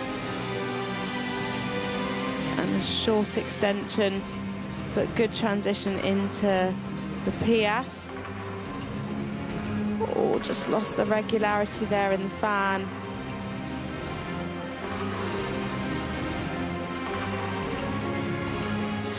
Just didn't quite keep up the activity on the turns. He's lost the overall lightness now. I mean, the horse's head and neck sitting very heavy in his hands on this final line as well. But you saw there the degree of difficulty over 90%. Daniel Bachmann Andersen holds it together right to the very end of a long and difficult freestyle performance. He is 6th in yesterday's Grand Prix. He is somebody who, on paper now, should go into the lead, and he should stay there for quite some time in this freestyle final here in Paris. But we'll see whether that is actually the case in just a moment or two's time.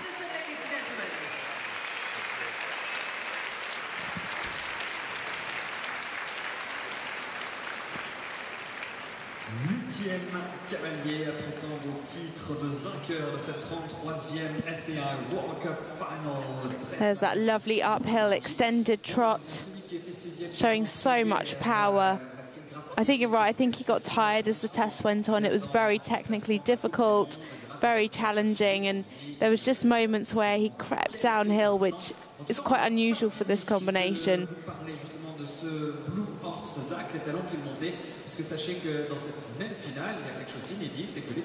You'll see, of course, there's also that private little competition between Glock Zonik and Blue Horse Zach, son and father.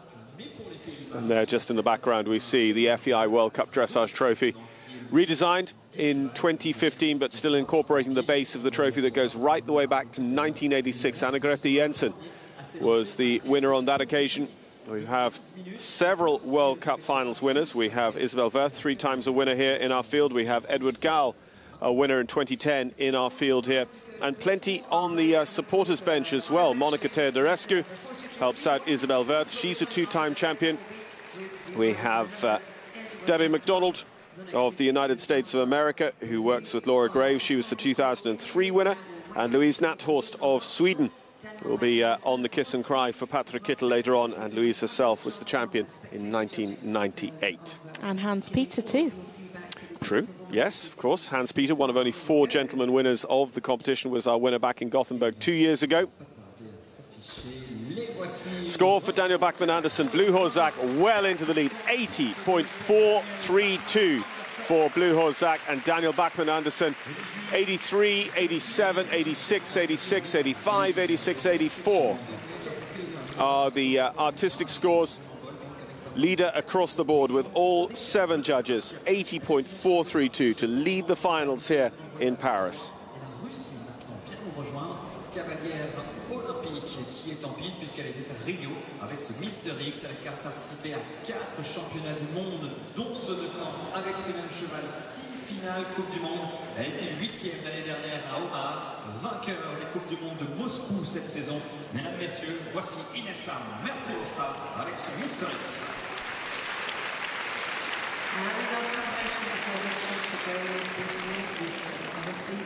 So it scored 81%, scored over 80% several times, 81.4% in Neumünster this season, so not a new personal best for Daniel Bachmann Andersen, but a very good score to have in the back pocket here at the World Cup finals.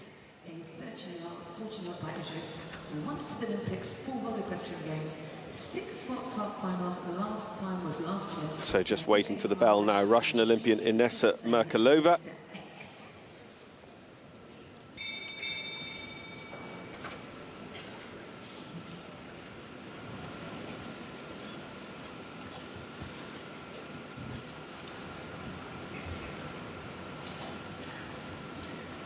This horse, 14 years old, went to the World Games in 2014 as a 10-year-old. It's been to the Rio Olympics. It's been a tremendous servant to Inessa for a long time inside the world's top 10. Today ranked 21st in the world as a combination.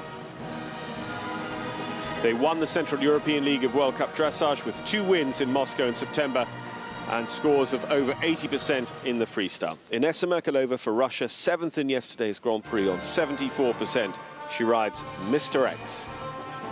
A bold start, straight into Piaf from the Holt.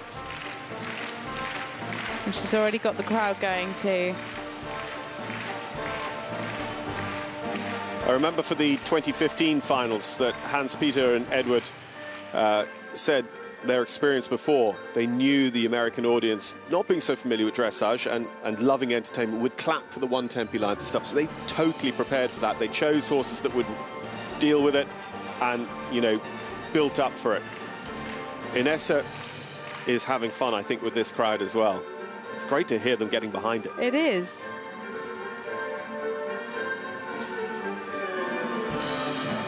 And fantastic piafs they were as well. She really kept that activity and that lift from the passage into the piaf transition. And the music lends itself well too.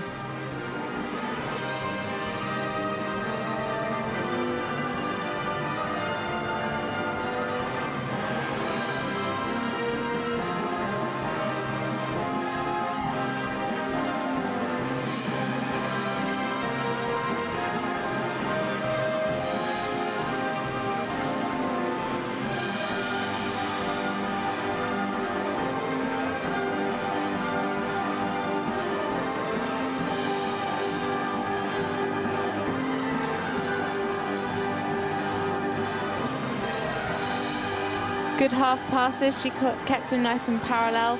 It could have just been a little bit more supple and around her inside leg.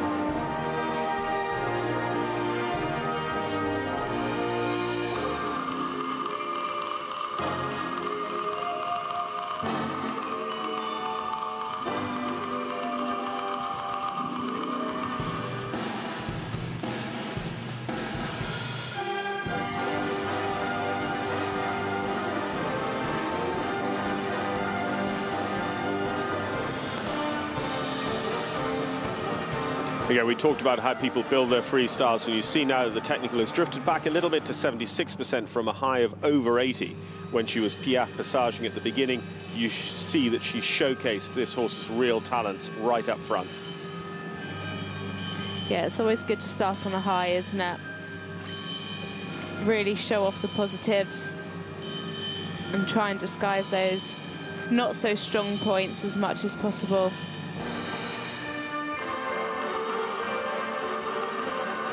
Lovely steep half pass.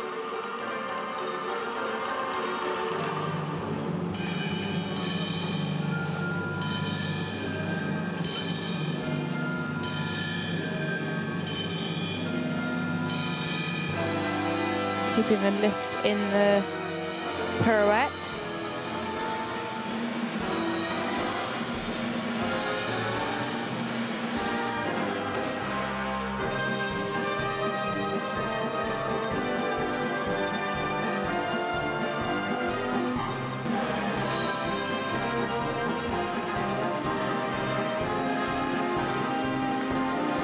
Lovely changes today. She did have a mistake yesterday, so she'll be really happy to have had 2 clean lines of changes today. Yeah, he's significantly shorter on his inside hind in the changes, isn't he? That's where the mistake can creep in. Yeah.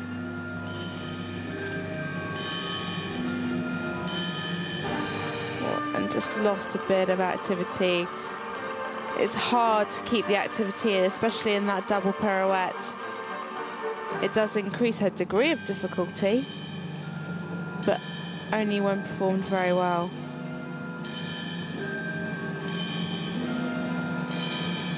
Again, losing some suppleness on that one as well.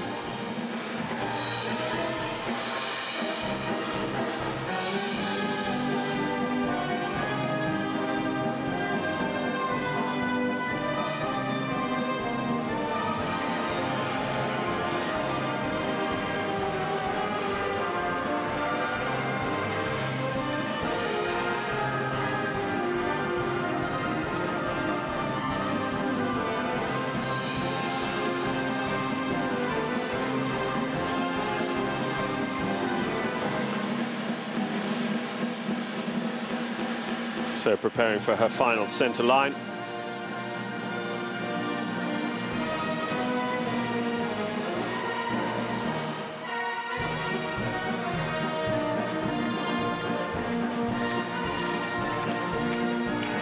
Lovely transition into the piaf and managing to maintain that energy and that lift in the piaf fan.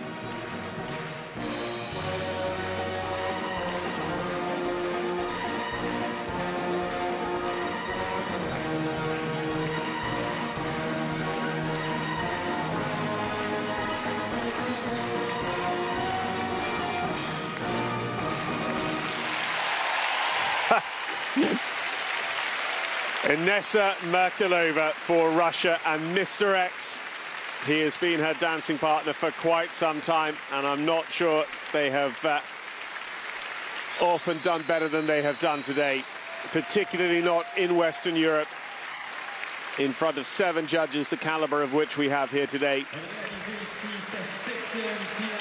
80.532 is the leading score for Daniel Bachmann Andersen. Inessa Merkulova really hoping to come close to that. She's scored over 80% in Moscow.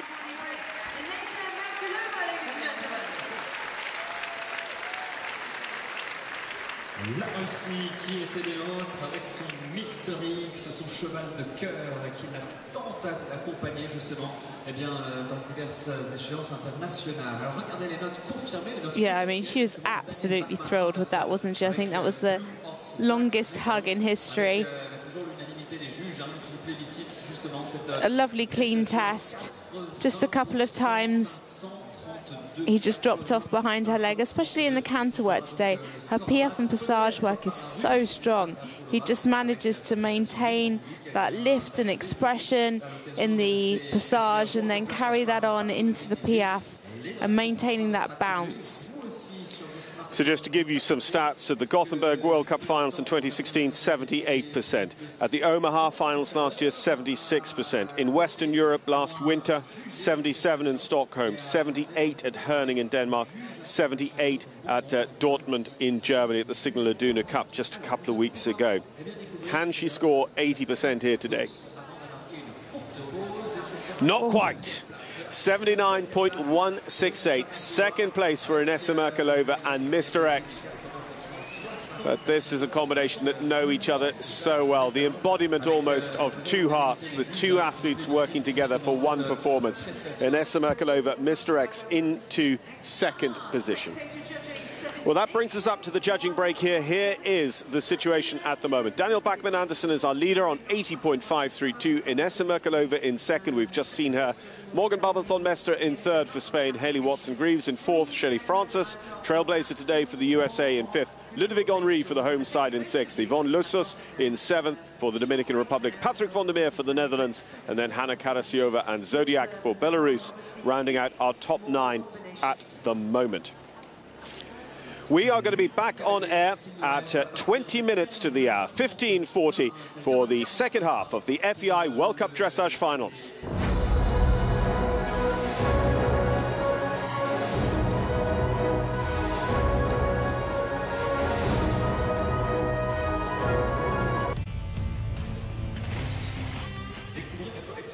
Hello and welcome to the City of Lights, to the French capital of Paris for the FEI World Cup Dressage Finals 2018.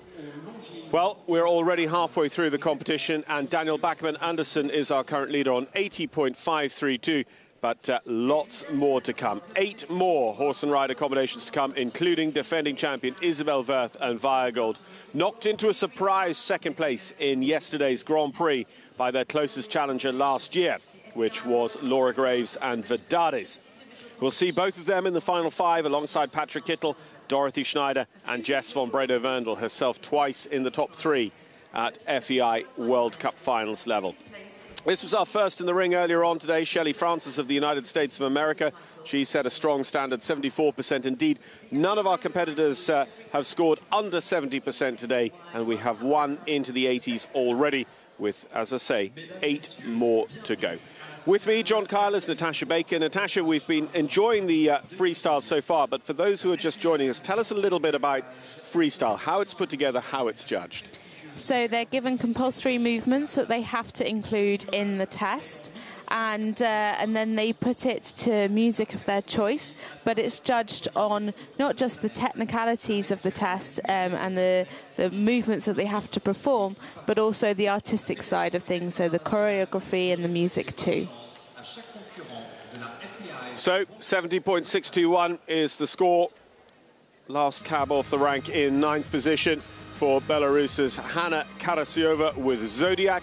Daniel Bachmann Andersen leading, and still to come, Edward Gall, himself a former World Cup champion, Madeleine Witte-Vrees, several times a podium finisher this year. Belinda Weinbauer of Austria. Patrik Kittel, winner in Olympia this year with his Olympic ride, Dea. Laura Graves and Verdade, second in last year's World Cup finals and winner of yesterday's Grand Prix. Dorothee Schneider, the winner in Salzburg this year on the Western European League. Isabell Werth and Viagold. And then last to go, Jess von Bredow-Werndl and Yune BB, her great partner, who, as I said, has put her twice on the podium in the World Cup finals in the past. So we've said we're going to keep asking these questions. We're going to keep answering them as well as we can until the sport tells us any different. But at the moment, it's Laura and Isabell for the top two spots. And Natasha, your feeling about which way that's going to break down today? It's so difficult to tell, but I think Isabell has the edge. You know, she's got more experience with her floor plan. She's had over 90% before, whereas obviously Laura, her top score is 84. I mean, only 84. I would be quite happy with 84%. But, you know, she's going to have to up her game. But a new freestyle, you know, who knows what could happen today. The other thing, of course, is who might take bronze today. Well, we had very high hopes for this man, but Grand Prix wasn't quite going his way yesterday, being followed in by his Glocks team, including his partner, Hans-Peter Minderhood, also a former World Cup champion, taking the title in Gothenburg in 2016.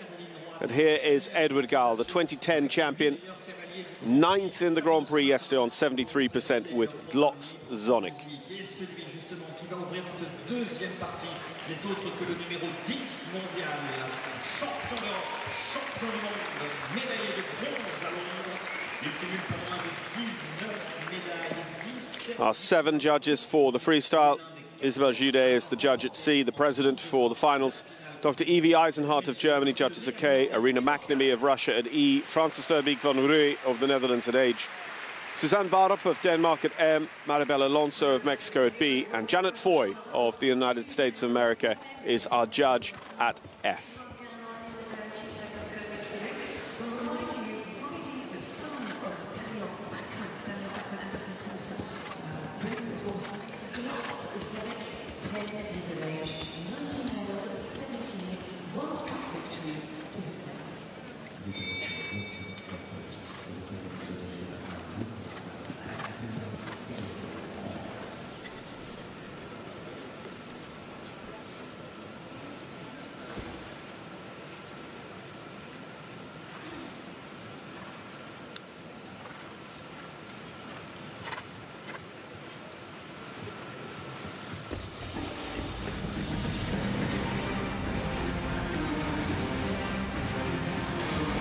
So the rider who took the 2010 FEI World Cup Dressage title, two-time Dutch Olympian Edward Gal, world champion in 2010 with Totalus as well.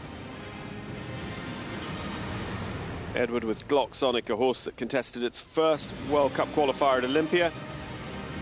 They were third in the freestyle on that occasion, second with 81% at Amsterdam, and second at 's-Hertogenbosch with 83.9%. This is a horse that scores have just been getting better and better through this World Cup season. Yeah, bold start going into, again, another high point of this horse, the extended trot. Just needs a little bit more balance in the PF. You can see how those hind legs are really active, but it's not quite matched with the front.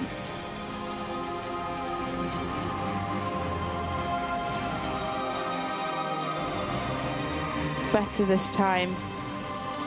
He has huge amounts of expression in that passage though.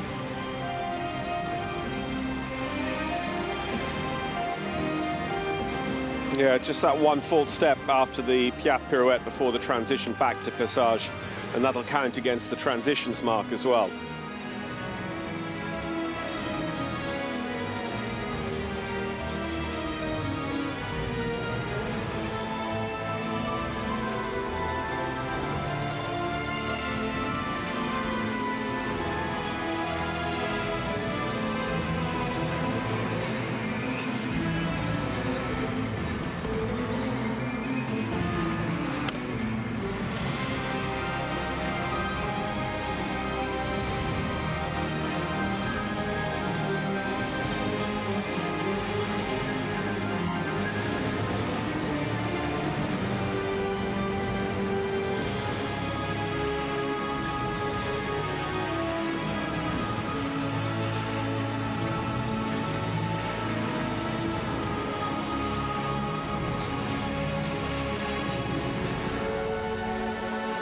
Again, just lost a little bit of activity coming into the Piaffe.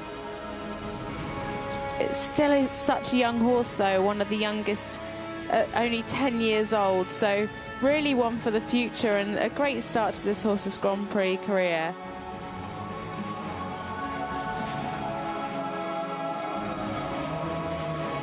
Slightly more regular that time. Still a couple of uneven steps behind.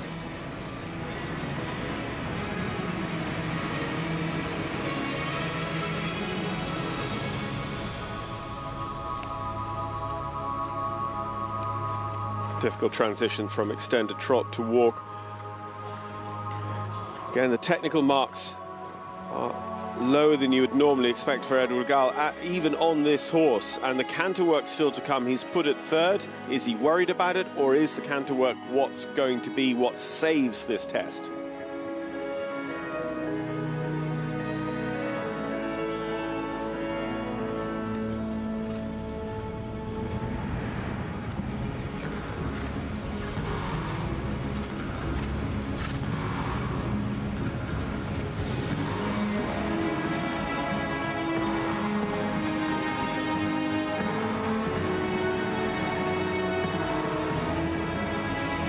Just tacking in a little bit, not really in front of his leg on that second half pass. Just see the horse just dropping behind the contact.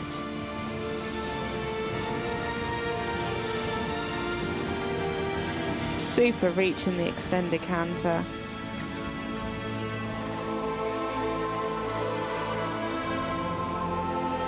Again, for such an uphill horse, those pirouettes are quite earthbound, not really lifting up through the shoulder.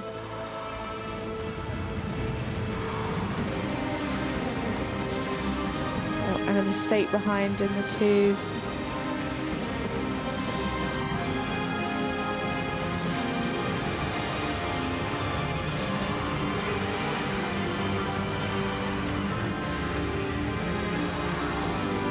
Yeah, just having lost the change behind in the twos, but he rode them very timidly. They were really constrained and collected rather than letting them flow forward.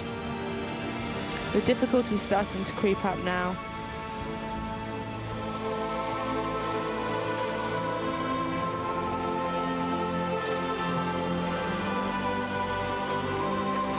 Slightly better pirouette that way. It was just a little bit more fluent. I'd just like to see it a little bit more uphill.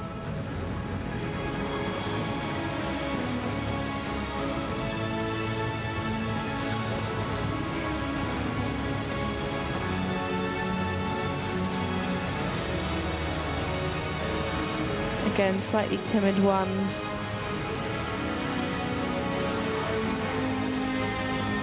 But the lack of punch through he's getting, particularly on the inside hind, if he tried to ride them further forward, I think he would be risking a big error.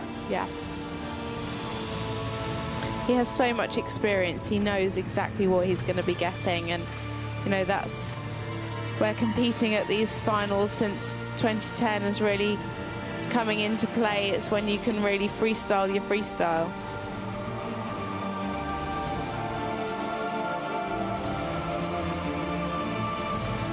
Again, just a slight loss of activity in the Piaffe.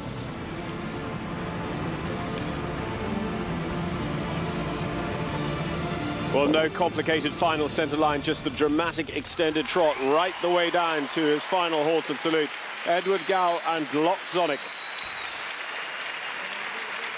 Not being quite the finals they would have hoped for. They haven't really this weekend been able to replicate the form that we've seen since they made their World Cup debut together in Olympia, and on to 83% in the freestyle at 's-Hertogenbosch just a few short weeks ago.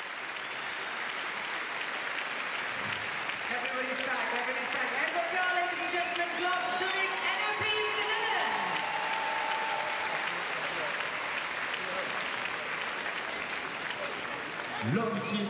Hand speed him into Hood, Nicole Werner. Yeah, I just didn't feel today that Zonik was really in front of Edward's leg. You could just see him there, just dropping down behind the bit. It just affected his PF a little bit too much for the higher marks. And then, again, it showed in the canter work too, especially in those super collected parts like the pirouettes. He was just on the shoulder, not really pushing enough from behind. And like you said, the changes were exceptionally timid for this partnership. He is such an expressive horse, and they didn't really travel across the diagonal. World Cup, of course, the answer in a few moments. The competition is not over as the riders are riding today in reverse order. But still such a young horse, and I think this will be a partnership really contending for medals in Tokyo in 2 years' time. Oh, if he could get his 83% freestyle back, he could be, well, he could have been probably campaigning for a medal here, and certainly at the World Games in September in Tryon, North Carolina. Bachmann Andersen, donc 80,20%,532. Edouard Gall, eh bien, aura-t-il surpassé? So Glocksonic, the son of Blue Horse Zach, the horse that is currently in the lead in the FEI World Cup finals with Daniel Bachmann Andersen on 80.532. And I think father will be the victor over son once again. Yeah, second place, only just 79.650 for Edward Gall and Glocksonic. 78, 85, 85, 86, 80, and 86 and 86 are the artistic scores. And the 79.650 overall for Glocksonic and Edward Gall. The Netherlands in the ring, and a quick look on that score with 79.65, second position for Edward Gall.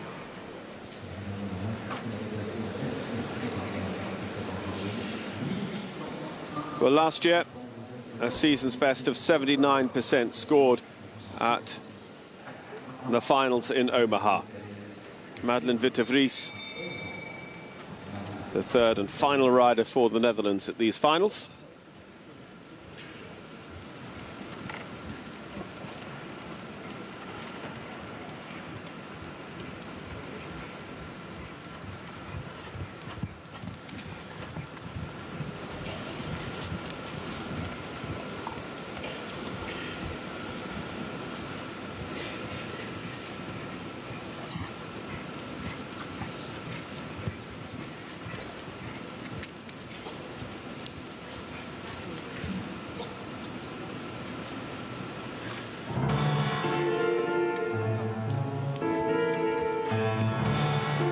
So they do have 45 seconds from the bell, and then when they signal for their music, a second 20-second countdown starts, which she used nearly all of her 45 seconds. Madeleine Witte-Vrees and Senin for the Netherlands. The Vivaldi Donna Hall 11-year-old. So we saw this combination ranked 14th in the world at the Omaha finals last year. This year, 77% at Olympia, Lyon, and Neumünster 79% at Amsterdam, and then an 82% personal best at 's-Hertogenbosch for third place.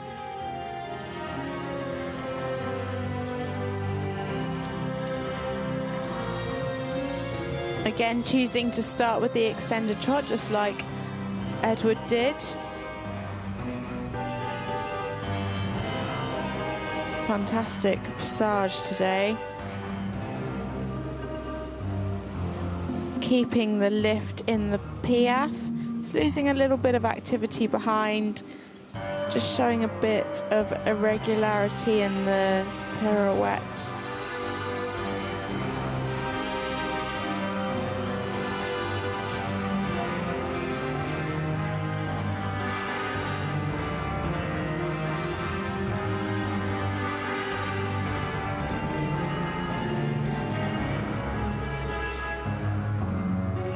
Better this way. What's tricky is, although she's piaffe twice, both have been piaffe pirouettes, so we've yet to really get a feel for exactly how good a piaffe this horse can do.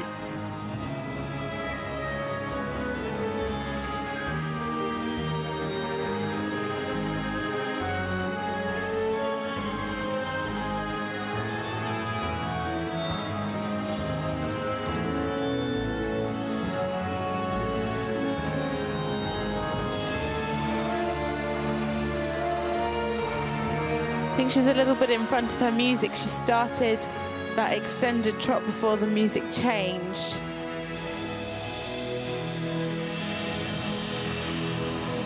But has counted when it's changed, so maybe she's caught up.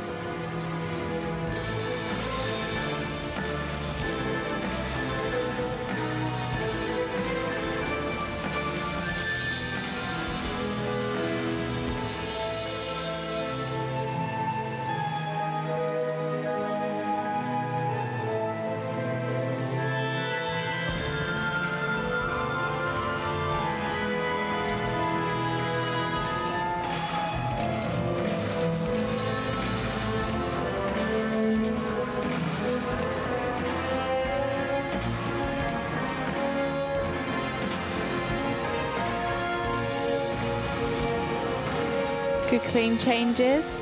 Shame they weren't quite on time to the music. That could have worked really well. So Madeleine Witte-Vrees and Senin just having some timing issues in the early part, particularly of their canter tour.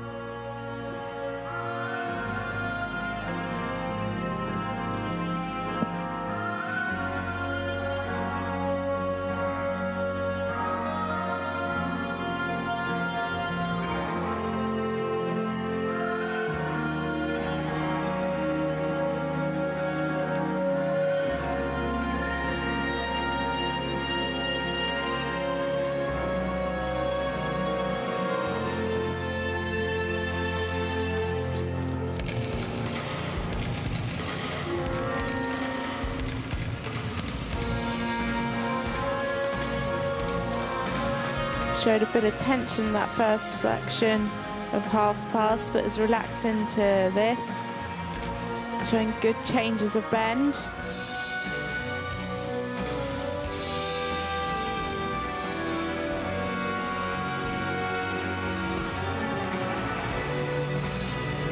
I think he knew that was coming. Yeah.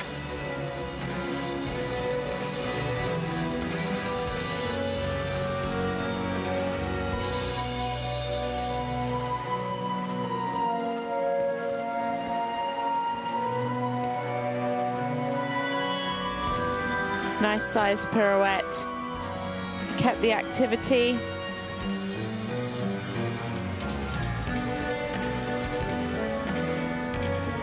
That's better with the timing.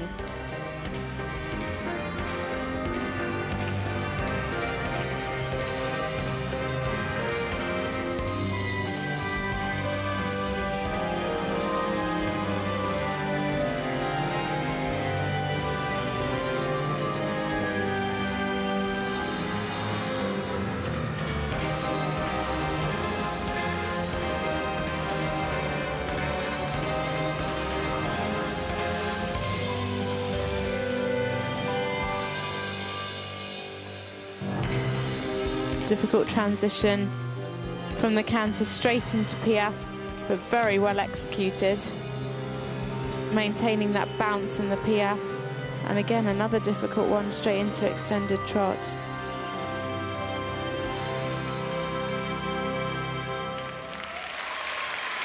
So again, coming here off the back of a great score, 82% at the final Western European League qualifier in 's-Hertogenbosch.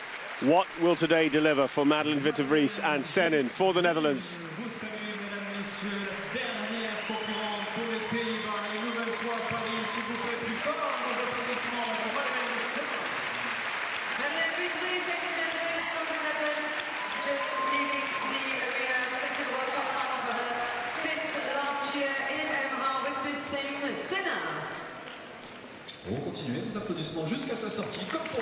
So as we stand by this for the score, some highlights of the combination that were top 5 in the challenge for that very trophy last year, the FEI World Cup finals in Omaha. Yeah, really, really nice test from Madeleine today. She maintained the activity throughout the entire test. The PF passage transitions were really clear, and she maintained that bounce that we are looking for. She was just slightly behind her music in the first section of her canter, which was a real pity, and that might affect her artistic mark slightly, but after the walk she picked back up, and those one-time tempies looked really, really good to the music. They were bang on time. It was a lovely, harmonious test.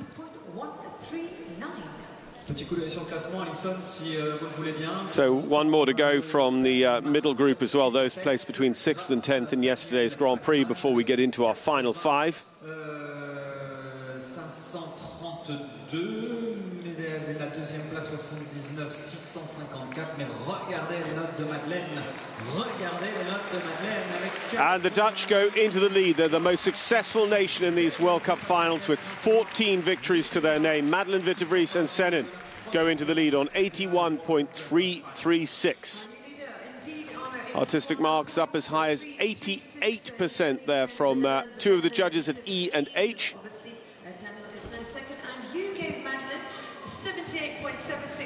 Ladies and gentlemen, 1,177 participants on spectator judging. It's a record. Well, we're just hearing in the arena that spectator judging, powered by SAP, technology partner to FEI World Cup Dressage, has over 1,100 concurrent participants for Madeleine's test alone, and set a record earlier on for concurrent participants of over 1,300 fans here in the Accor Hotels Arena and around the world getting involved in spectator judging and engaging with our sport.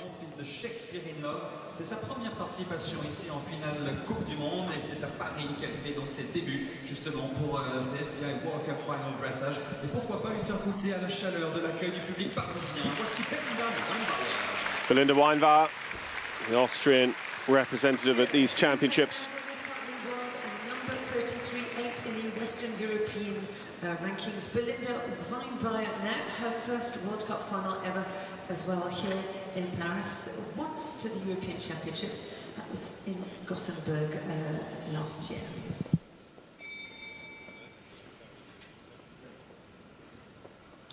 Belinda Weinbauer, Sonne Line, brilliant. We saw them at the Gothenburg Europeans last summer, and they qualified right the way through to the freestyle finale. They scored 74% on that occasion, but in the World Cup series, we've seen them score as high as 76% in Stuttgart and 77% in Gothenburg. A combination that have only been together 18 months. She started riding this horse in November of 2016. Belinda Weinbauer and Sonne Line Brilliant MJ, a first World Cup finals for her for Austria.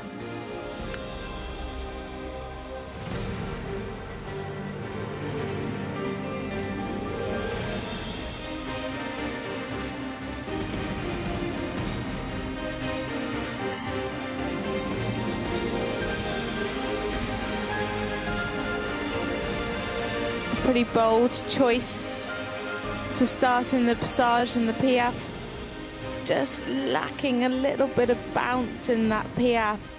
Same as the first one.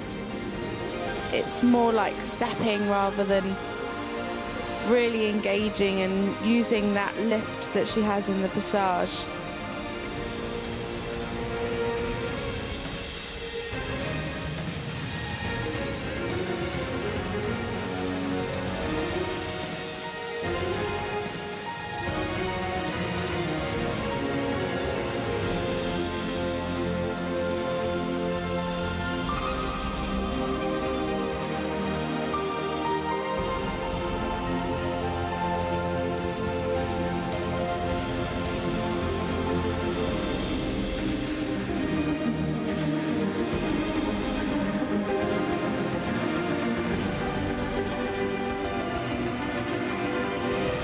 Like to see a bit more throughness. The horse looks quite tense at the moment, a little bit tight in the neck.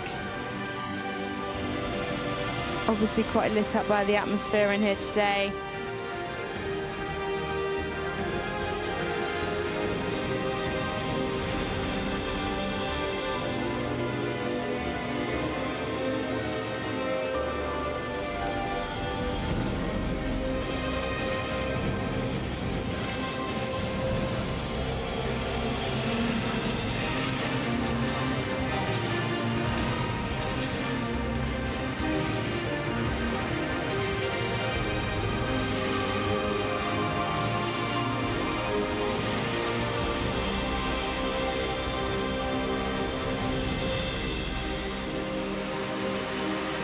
So into the walk section of her programme, Belinda Weinbauer and Line Brilliant, 10th in yesterday's Grand Prix, scoring just over 70%. Really lovely stretch. He's definitely relaxing now, taking the contact down. And a clear over track.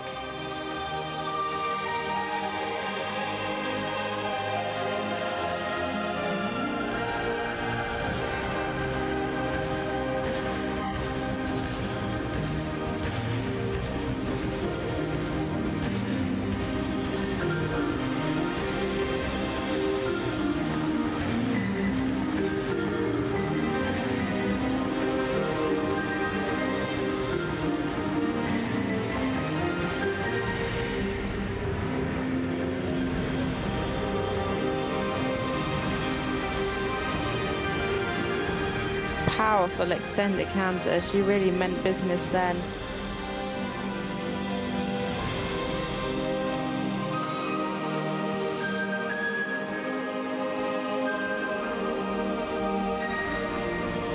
Pirouette started off nicely, just came down onto the shoulder towards the end and lost that uphill tendency. It's hard to maintain throughout a double pirouette.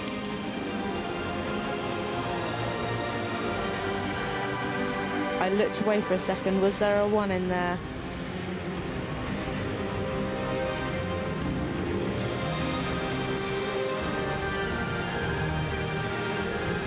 That's the thing, if you blink, you miss it sometimes.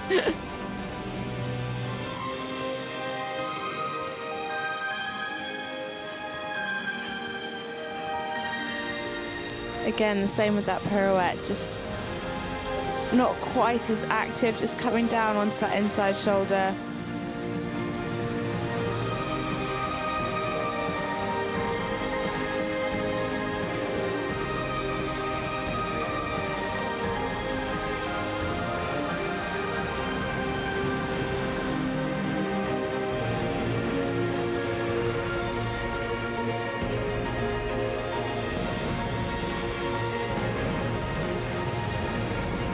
Really powerful extensions today.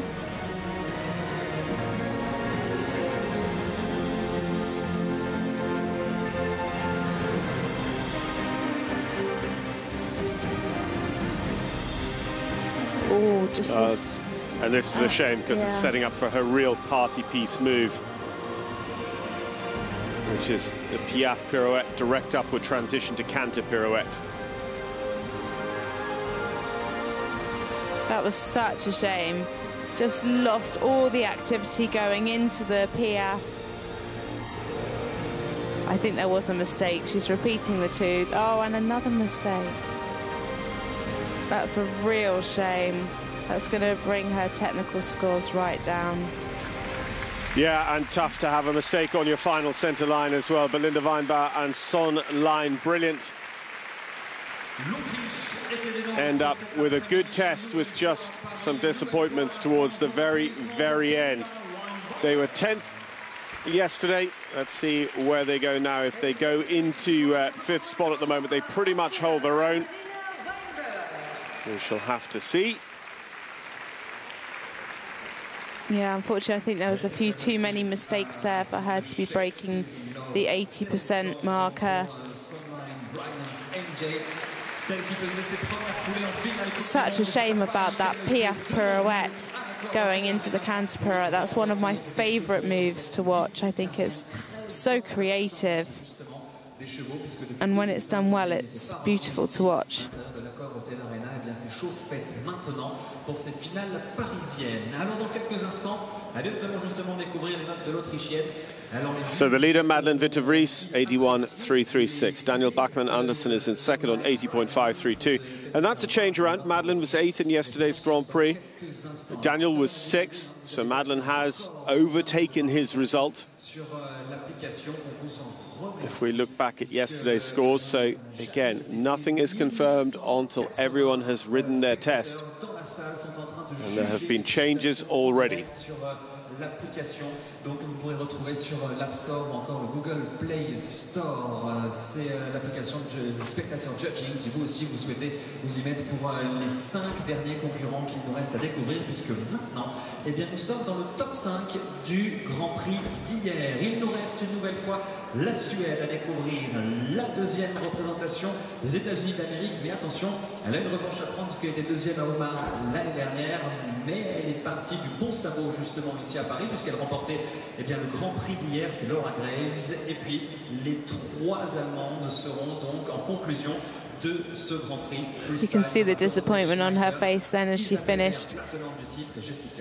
Still really happy with her horse, but just a couple of mistakes there, really pulling her technical score down. So as technical marks there, you see 68s and 69s. Overall, it's 74.032. It puts her down into 8th place. She will not hold on, I would imagine, for top 10 today. Belinda Weinbauer, Sonline brilliant, 74.032%. Madeleine Witte-Vrees, our leader. Daniel Bachmann Andersen in 2nd. Former World Cup champion Edward Gall in 3rd. Inessa Merkulova for Russia in 4th. Morgan Barbancon Mestre for Spain in 5th. And at the moment now, guaranteed a top 10 finish. Il était 3e à Göteborg, 3e à Amsterdam, il était 3e à Lyon également, 2e à Compiègne, celui qui a pas mal. Patrik Kittel next to go. This will be one that will very much set the standard for the final 5. Always a Superman in the freestyle. Luis Nathorst there in the middle of the front row. To her right, Bojena, Swedish team chef. Saw about 2 World Equestrian Games, 5 European Championships, the 5 World Cup finals. The last one was in Gothenburg in 2016, where he was 4th. And of course, amongst the legs this year to qualify for this final here in Paris, he was 3rd in Amsterdam, he was 5th in Stockholm, and he was also 2nd in Lyon. Le numéro 9 mondial est en piste.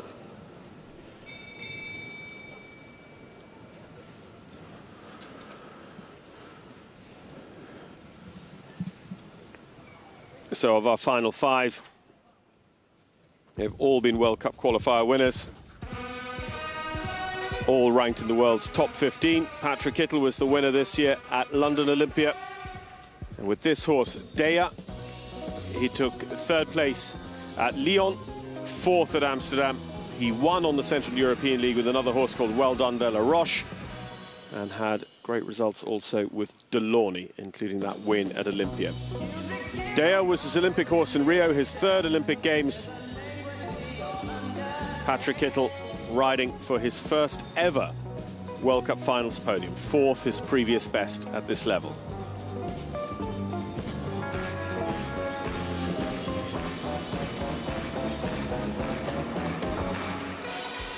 The music fits so well to this floor plan. He really shows that he is the king of freestyles. Such lift in the passage and managing to maintain it in the piaffe.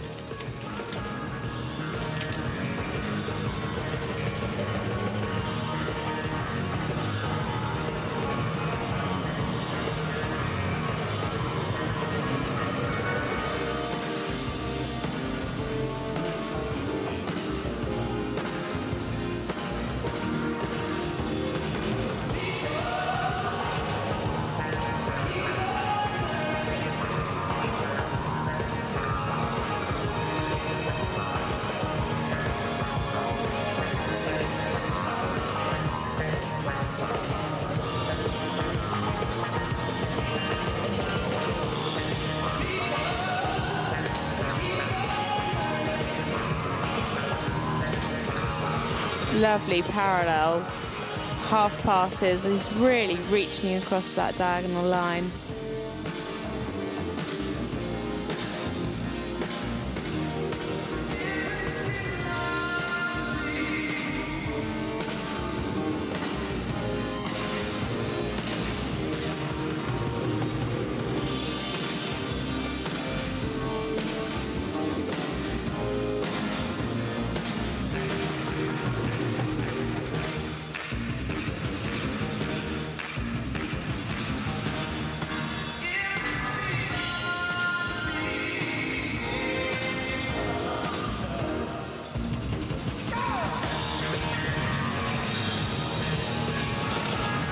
The scores for this combination gradually creeping up over the last few years. They scored a 76% in the freestyle at Rio, 81% at Lyon and at Amsterdam.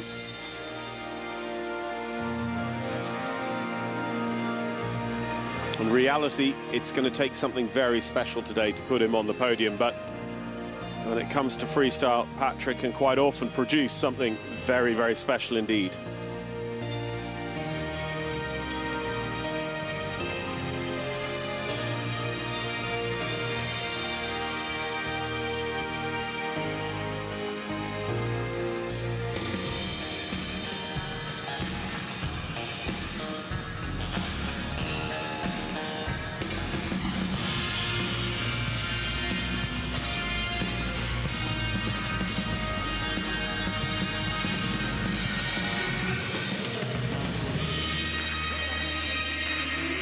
This is when he has to be really spot on with his timing, because this music doesn't hold any prisoners. You have to be exactly when you're meant to be, and he has to know this music inside out. It's even got a beat for every change.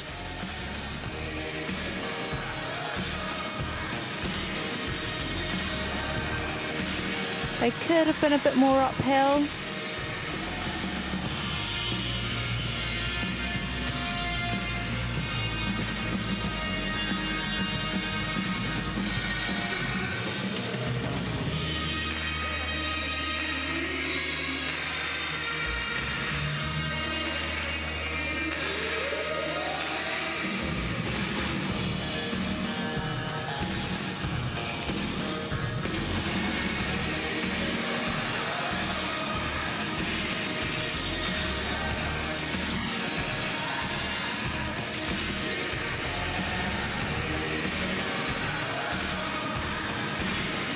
Again, just tucking down a little bit in the contact.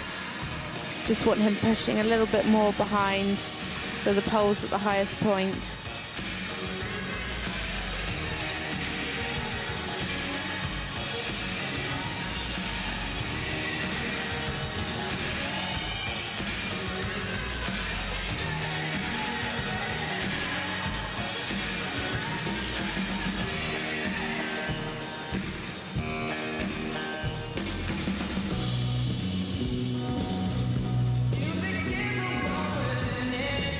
Lost a little bit of balance in that transition.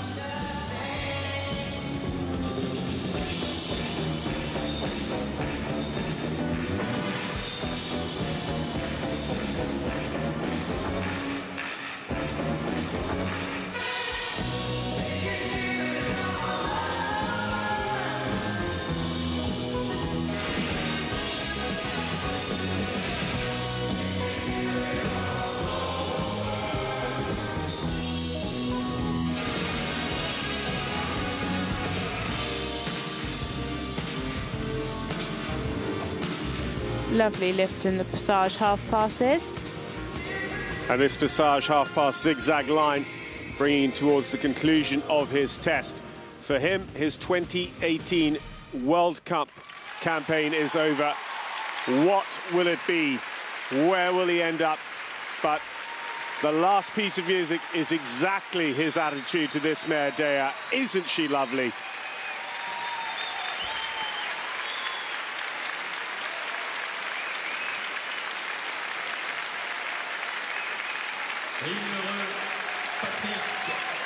Fifth in yesterday's Grand Prix. Patrik's best ever result in the World Cup finals is fourth. He would dearly love to be on the podium here in Paris. But is it to be?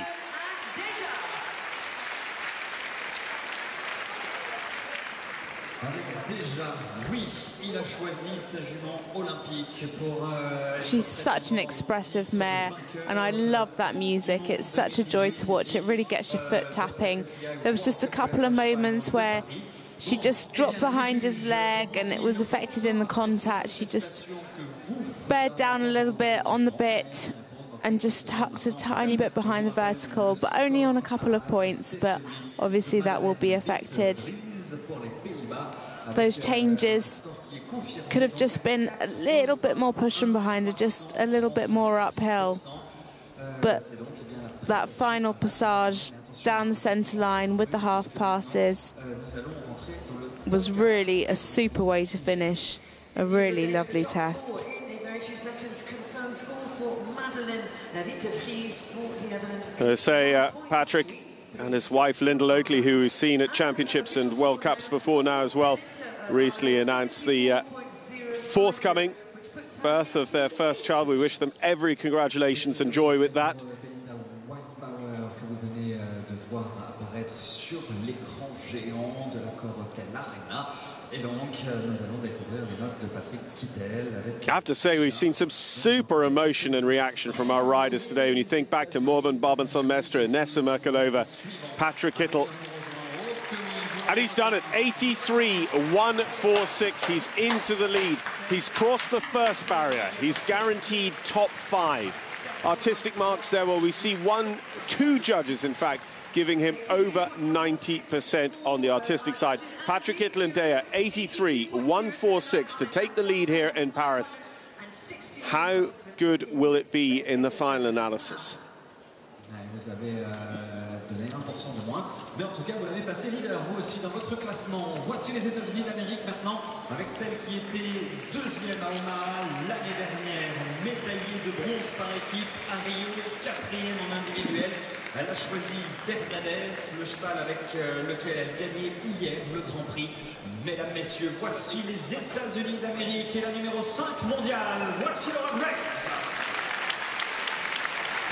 United States and Laura Graves obviously winning yesterday's FEI World Cup Dressage Grand Prix. 2 World Cup finals to name. She was second last year in Omaha, 4th in Las Vegas, in at 2:50 with the same verdict.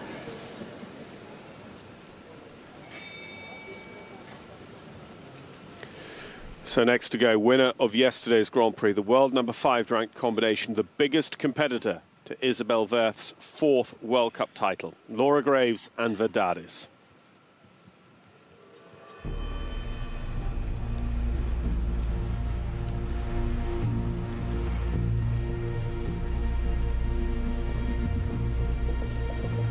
Laura, who won 2 World Cup qualifiers and a 5-star freestyle on 84% with this new freestyle at the Adequan Global Dressage Festival in Wellington, Florida this spring, where she was unbeaten. She's the reigning Pan Am Games silver medalist and team gold medalist, a medalist from the Rio Olympic Games when she finished 4th in the freestyle on 85%.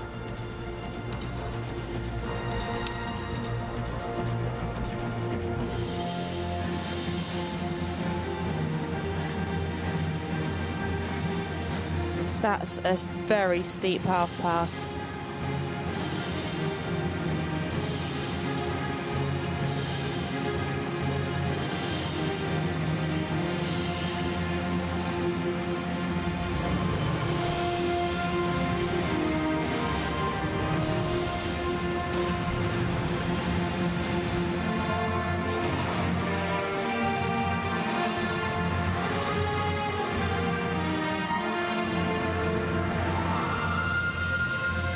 Keeping the lovely activity into the Piaffe. It is very, very active, but he's not bearing the weight and sitting in the classical Piaffe way.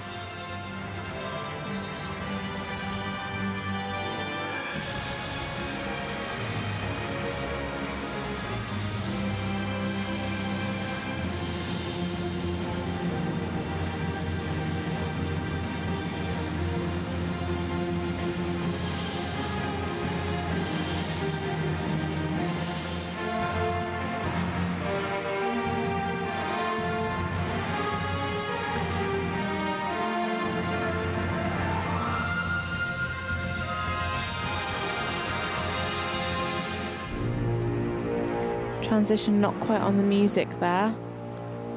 I mean, I'm being really picky. That was like a step out, but still.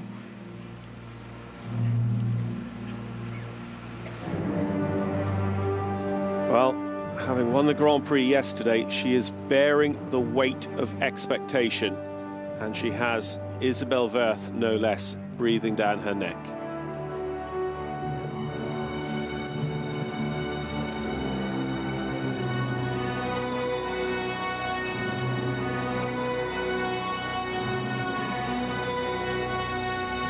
Just want to see him taking the contact a little bit more in that extended walk. She's offering him the rein and she's offering him the hand forward, and he's not really taking it.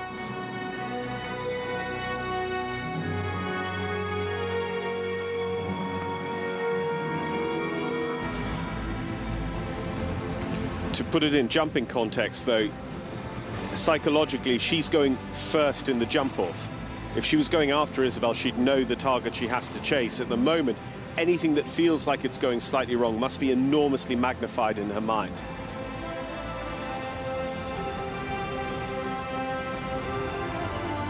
Yeah, some people it can work to their favour if they go first, whereas others like the pressure of chasing down a score. It didn't work for Isabell yesterday, though.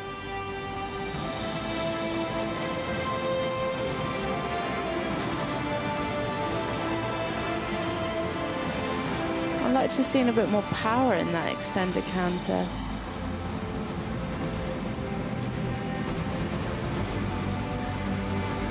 Just losing a little bit of connection in the pirouette.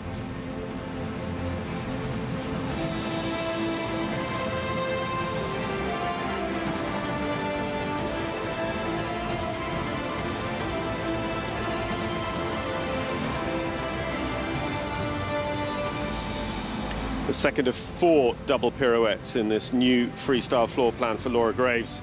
Has a very, very high degree of difficulty. Better connection, just a bit of tension there at the end. I mean, that was dinner plate size.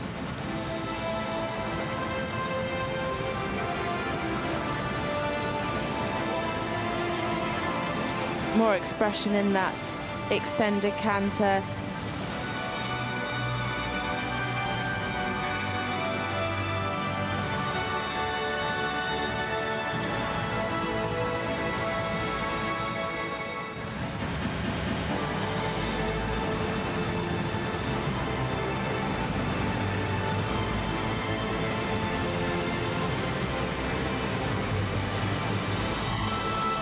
Really going for the pirouettes, isn't she?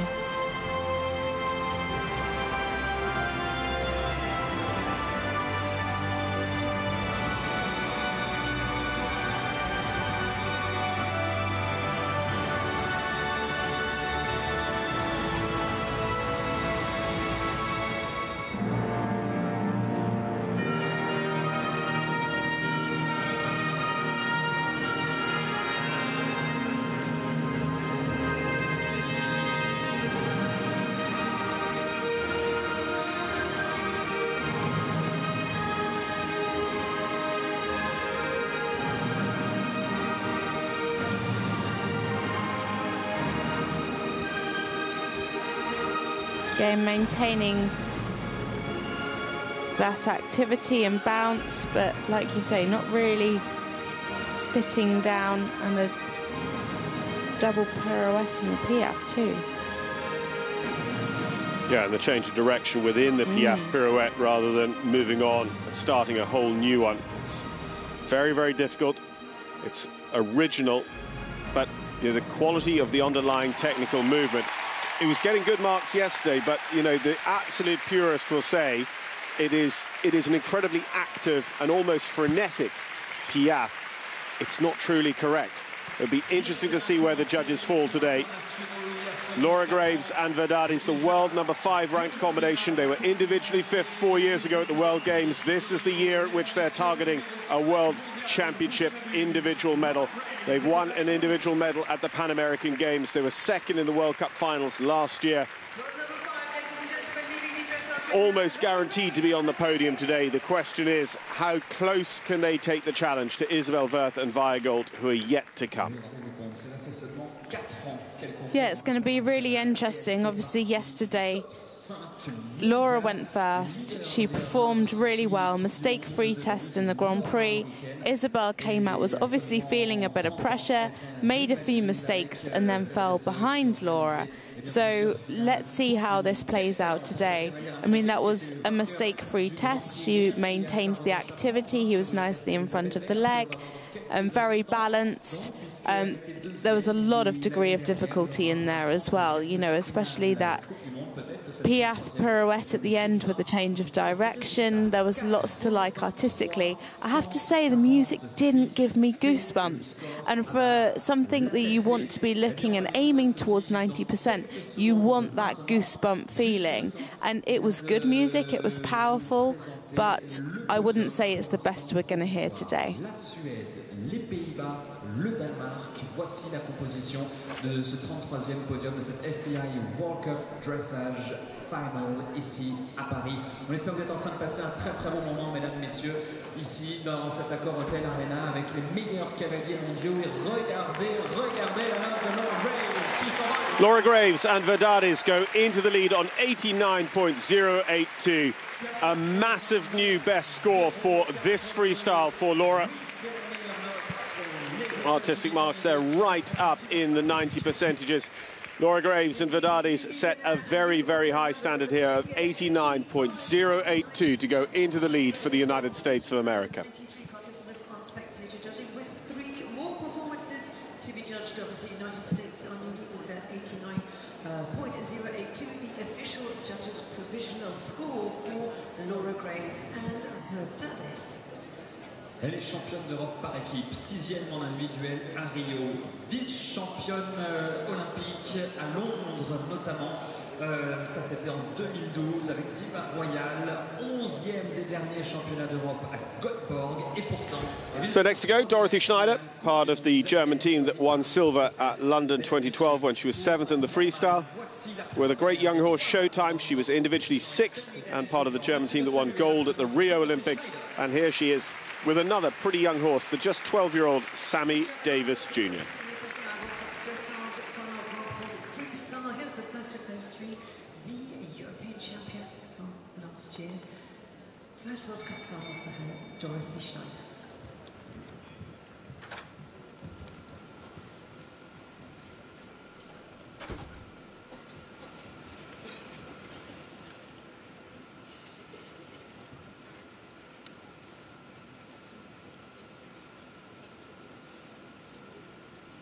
The music's not coming on at the moment. She signalled twice.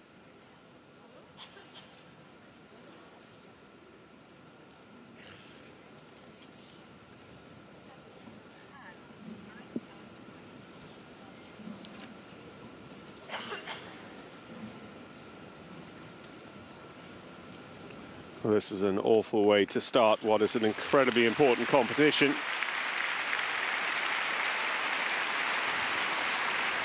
Obviously, if the music has to fail, it's better that it happens before rather than during.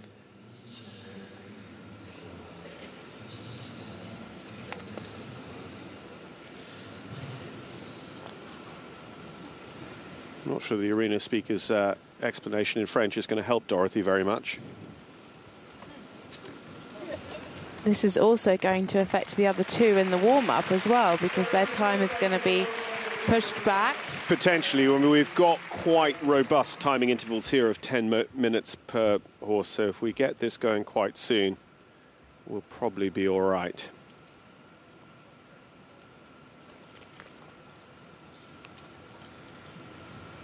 But everything is key. Everything is building up to the moment the bell rings, and they track back in their training for several hours until the time of that bell ring, and this now is affecting that preparation. It's affecting that timeline.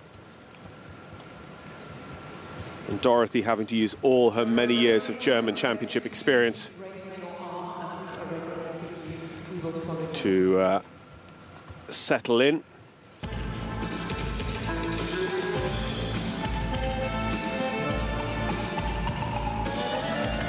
The time has been reset.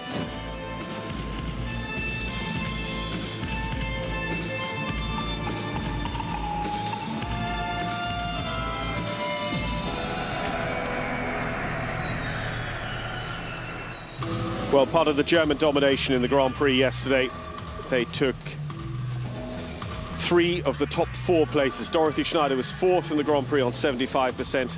The Olympic medalist, including team gold at Rio, rides this horse with which she was the winner at Salzburg on 83% this World Cup season. Dorothee Schneider, Sammy Davis Jr. Just lost the activity going into the Piaffe from the passage, but had a really lovely transition coming out.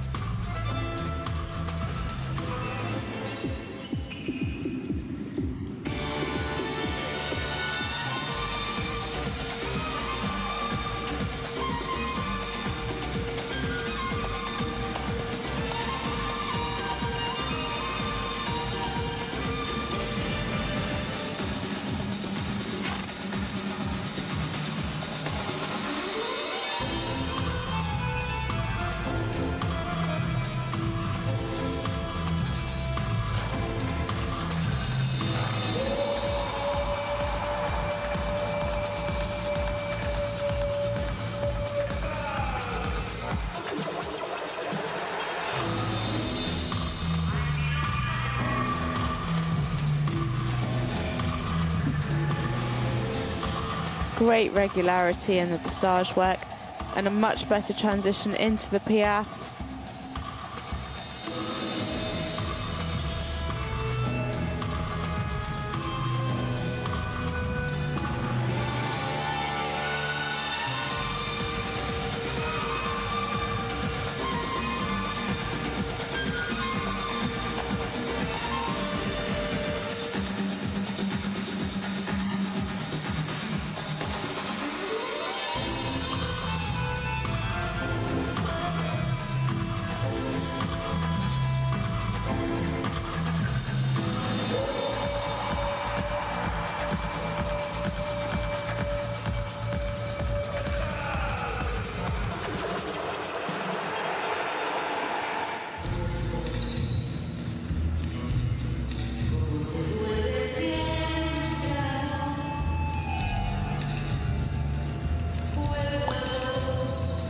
Lovely relaxed walk, really stretching down into the contact.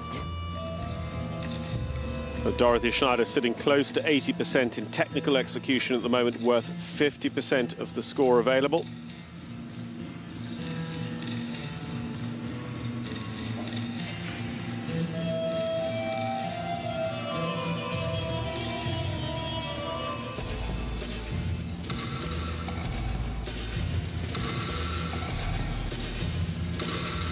Piaffe started a little bit flat, but she's got some of that lift back. Again, a really difficult move there, ramping up her degree of difficulty.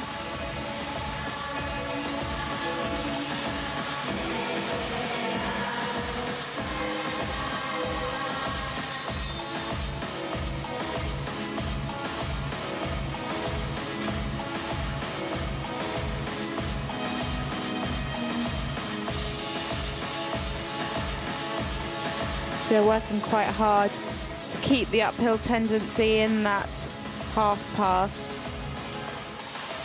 Let's hope she can maintain that in the pirouette. Yeah, just coming down a little bit on that inside shoulder, not maintaining the activity at all.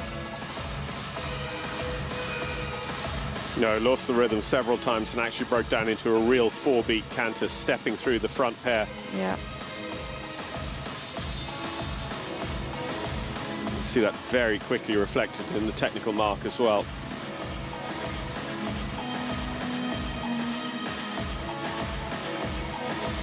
She needs to just get him a bit more in front of the leg, because she's going to have the same coming up again in a minute.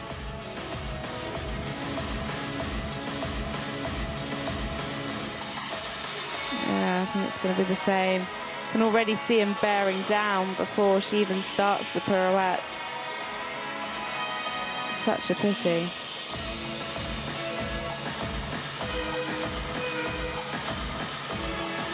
And then straight away, it just doesn't allow those changes to come through from behind and travel just a little bit flat.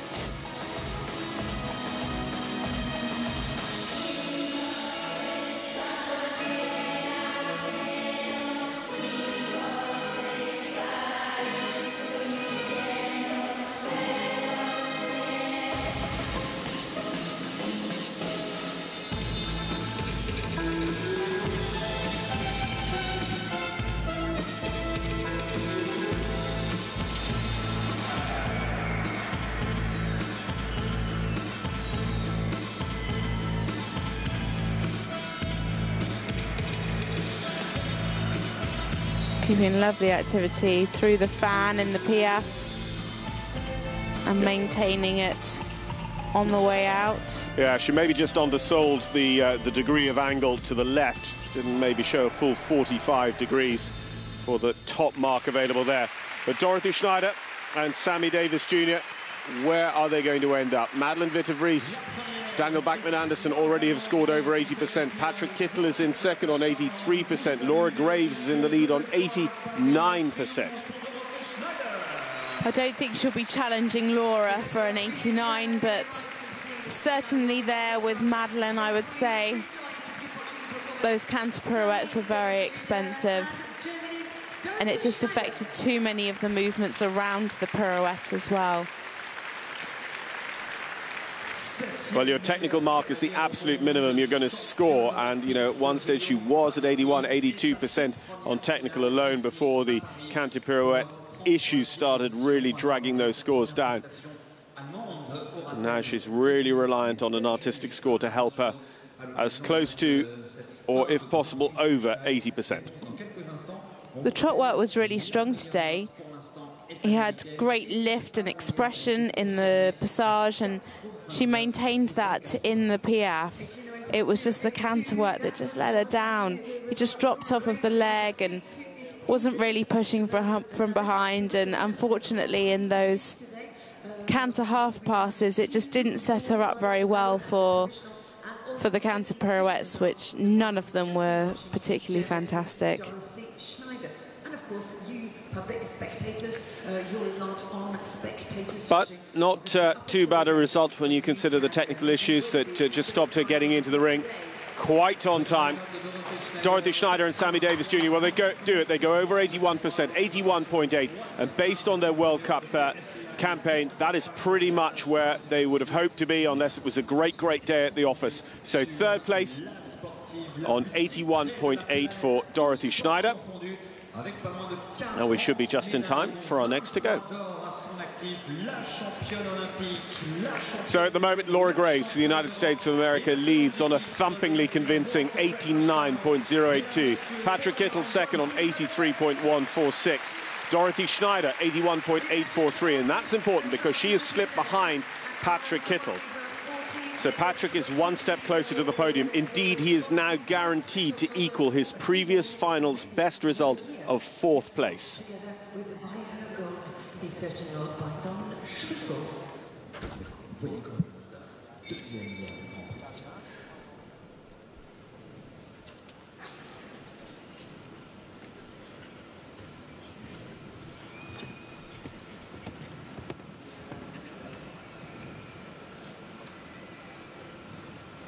A win here today would be this amazing lady's 24th major title. Her fourth World Cup finals win. And she is, with this horse, the world #1 ranked combination in the sport and the defending FEI World Cup dressage champion. Over the winter, with Via Gold, she won at Stuttgart and Amsterdam. With Emilio, won at Lyon and Sertogenbosch, second at Gothenburg, and rode Don Johnson also at Herning for a second place. She's the reigning European champion once again. Isabell Werth, Via Gold Old for Germany, riding for the title.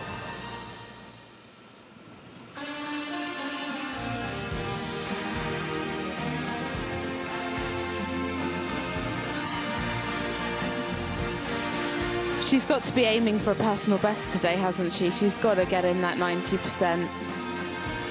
She has scored 90 and 91 before, so she doesn't necessarily need a PB to do it. She just needs a clear round.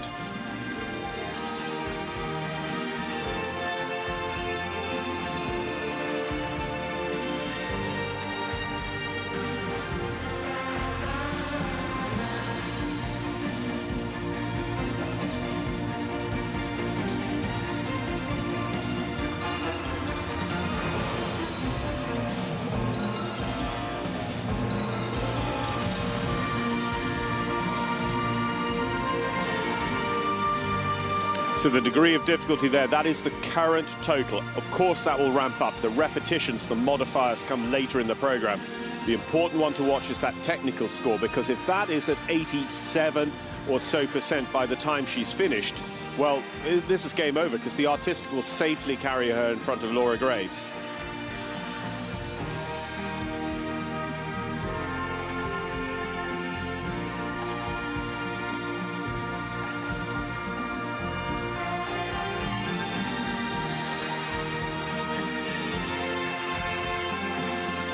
Lovely passage half passes, and that steep trot half pass just lost a tiny bit of activity in the Piaffe.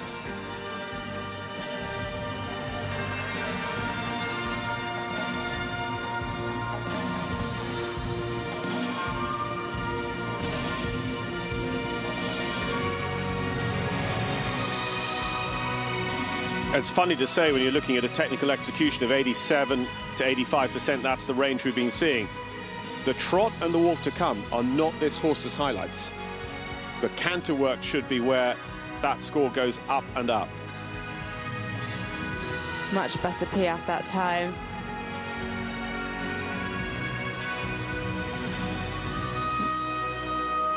Losing a bit of rhythm into the walk transition.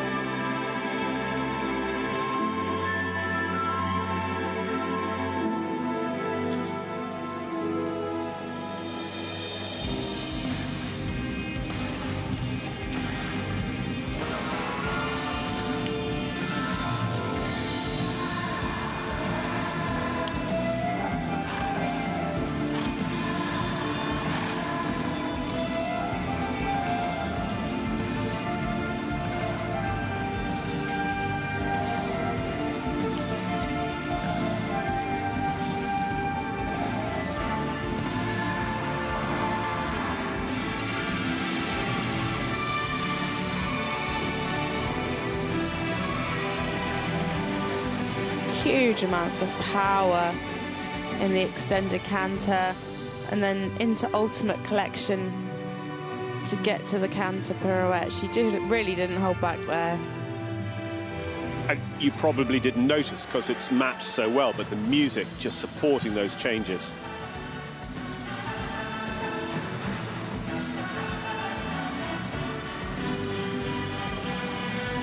That's the first of two incredibly critical lines for the European champion today, having made errors in both tempi change lines yesterday in the Grand Prix.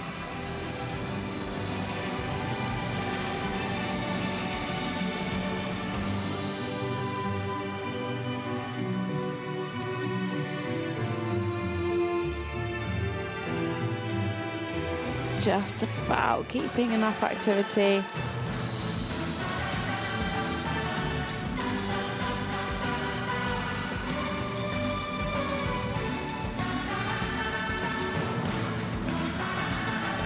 Lovely changes.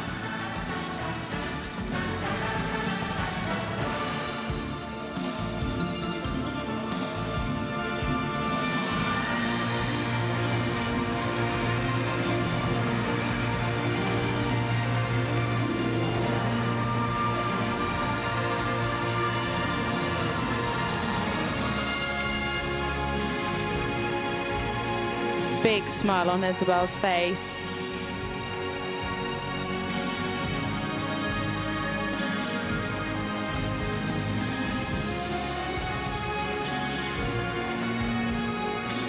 Lovely bounce in that Piaffe. Oh, slightly irregular coming out. Just lost the balance a tiny bit. How brave is she going to be on this final centre line as well? We've seen her ride it before. One-handed. She's got to go for it, hasn't she? She's nothing to lose and everything to gain, because the score is going to be good enough, certainly for second place, but she needs now to push it over the top.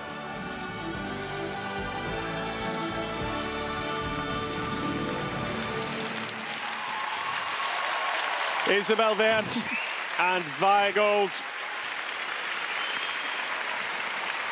Plenty of happy faces there in the kiss and cry, including two-time World Cup champion Monica Teodorescu, who looks after the German team. Isabell Werth, the most successful Olympic equestrian of all time,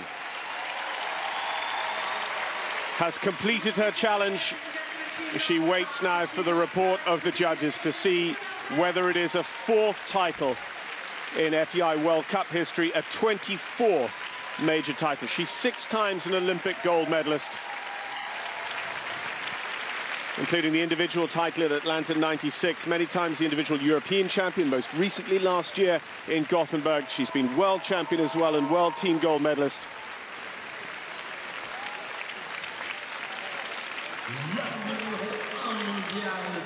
So a 90% score in freestyle is possible if she, on technical side, is around 85, 86%. The artistic score she's gotten with this horse, with this freestyle, can be enough to bring her up into 90%. That's what she needs. Laura Graves is on 89.082. 89.083 will do, but we'd love to see a 90% to take the victory.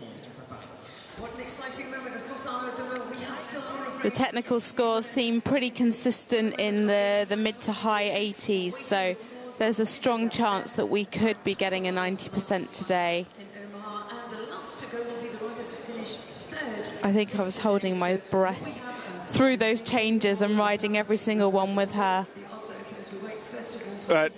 We've seen Isabell smile a lot on the final centre line. I don't think I've seen her start smiling 8 or 10 movements from the end of a test. When she got those changes, she thought, yeah, I think I've done enough. She was really beaming, wasn't she? Here we go. Yes, she's done it. Isabell Werth and Weigl, 90.657. With the greatest of respect to Jessica von Bredow-Werndl, we are looking at the 2018 FEI World Cup champion, a 24th major title for Isabell Werth, her 4th World Cup title. Interesting to see Ludger Beerbaum there a moment ago running down the chute. He also has horses owned by Madeleine Winter-Schultz, who is there on the left of that shot in the yellow. A tremendous owner and supporter of Ludger, of Isabell Werth and of Ingrid Klimke in the sport of eventing. She is a great woman behind the scenes as an owner in our sport. And this is a tremendous result for everyone behind Isabell, including the owner of Weigl, Christine Arns-Krogman. Now, it remains to be seen what other steps have to be filled on this podium. Patrik Kittel is in 3rd place at the moment on 83.146. There's one more to go, and it's a lady who's been twice on the podium before. A 3rd place finish in Las Vegas in 2015, a 3rd place finish in Gothenburg in 2016. Jess von Bredow-Werndl and Yune BB.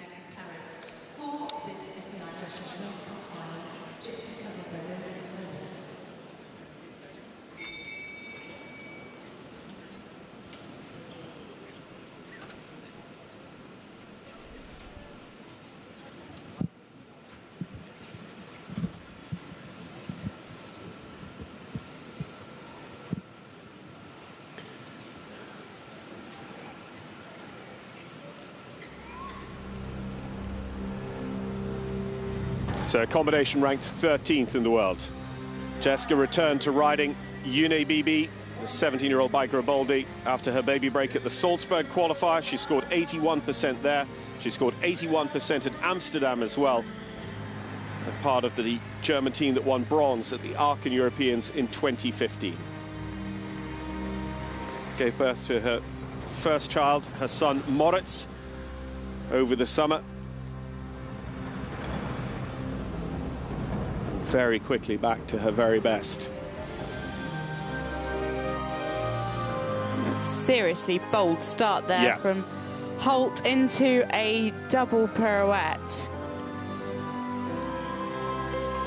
That's a here I am, judges. 3rd yesterday in the Grand Prix on 75%. Jessica struggled all season long maybe with just preparing Yune for the arena. He reacts differently every day to every arena. This plays to their strengths. They're familiar with it. They're familiar with the music. They're familiar with the choreography, and the choreography is designed around Yune.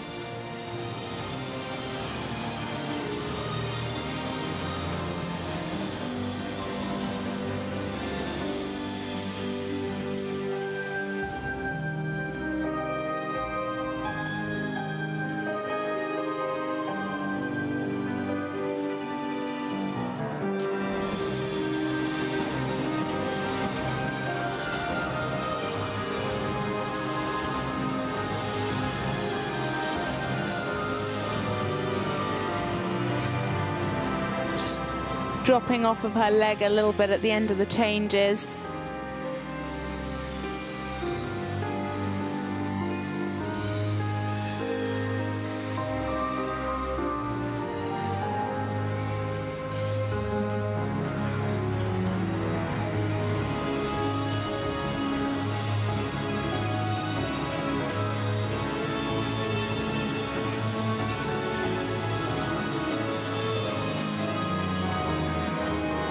You might have thought they were quite collected rather than forward and flowing. It's because she needed to find the space to also fit in this pirouette on the same line. And it's just a little bit of a trade-off because she's trading, I suppose, artistic and degree of difficulty for the technical execution of the one-temp piece.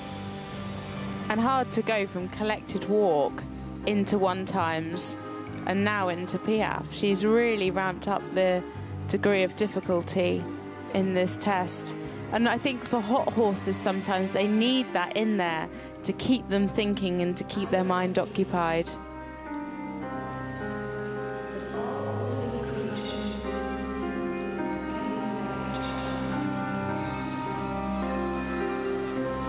I mentioned earlier on how the riders use this to express themselves and their horse's personality. That is actually Jessica's own voice in her freestyle music.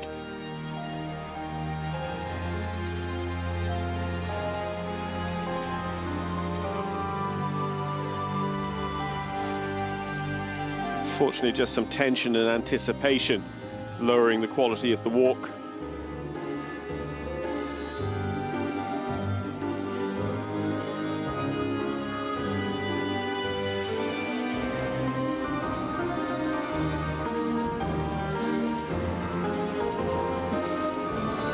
Lovely bounce in the passage.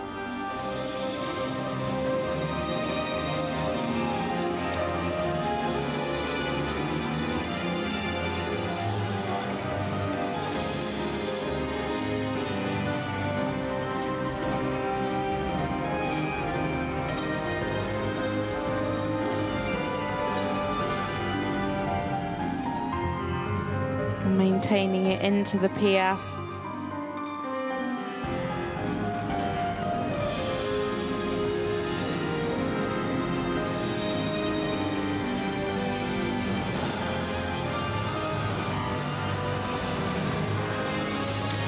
Just tucking in a little bit. You want the frame to extend as well as the length of stride, and unfortunately he just came back at her a little bit in the extended trot.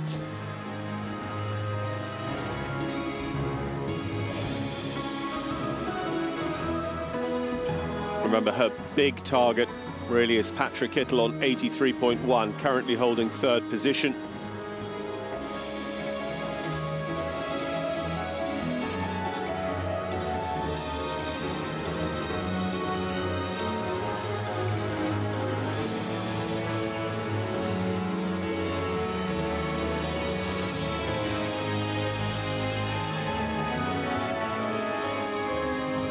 Barely holding the curb rein at all, is she? It's very loose. It's very loose.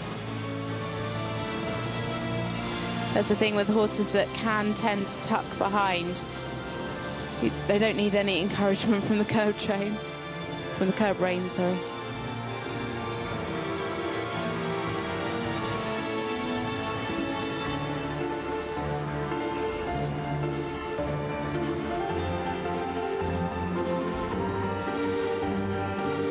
See the difficulty really stepping up.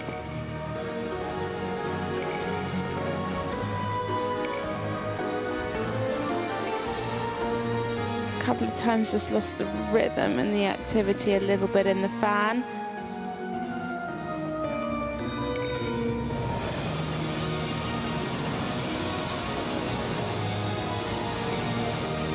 So powering in extended trot to the conclusion of their freestyle and to our World Cup finals here in Paris. Jessica von Bredow-Werndl and Yune BB, the 17th and last to go here in Bercy this afternoon.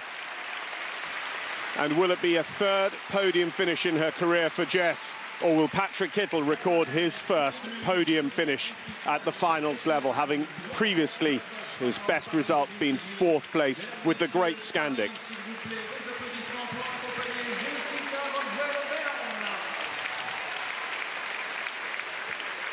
But Germany marked themselves yesterday as back to being an enormous force to be reckoned with. Of course, they are the team gold medalists from Rio, the gold medalists from the Europeans last summer. But, you know, for so many years, Britain were dicing around with them. The Netherlands were dicing around with them. You are limited to 3 riders per national federation here. Yesterday, 3 German riders occupying 3 of the top 4 positions. And I think it goes without saying, we're going to have 3 in the top 5 today. Yeah, without a doubt. They're so dominant in this sport. They have such incredible horsepower. And, you know, that's been so well demonstrated with these last 3 girls from Germany, all gaining, well, hopefully, all gaining plus 80% scores. That's real dominance. And, you know, you take another man who can score over 90% in Grand Prix freestyle, Sonke Rottenberger, who didn't follow the World Cup circuit this year, but there he is. He's for Germany. He's going to be available to them for the World Games this year as well with Cosmo. Yeah, it's going to be an exciting World Games, I think, later this year. Keep her title 2 years in a row, of course. Has Jessica done better? That is the answer. Exciting point. Lots of suspense here at the Accor Hotel Arena to see who is the winner tonight. Whatever happens, it's going to be for Germany. Will it be Isabell? Lots of back-to-back winners. That is the question. Christine Stuckelberger. Kira Kirkland won one time, but it was importantly because it was here in Bercy back in 1991 with Matador.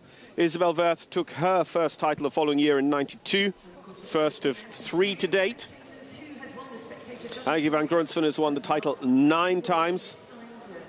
Ulla Salzgeber back-to-back with the great Rusty in 2001, 2002. Adelinde Cornelissen back-to-back in 11 and 12. Charlotte Dujardin and Vallegro back-to-back in 14 and 15.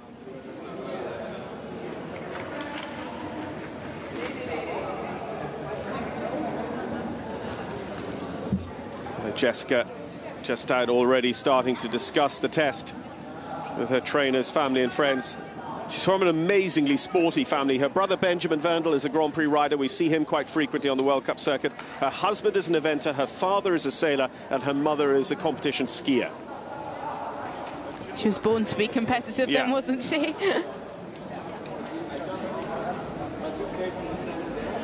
She's very, very close to actually riding at last year's finals as well. Just before the birth of young Moritz, and here she is 12 months later dicing for a place on the podium once again with Yune.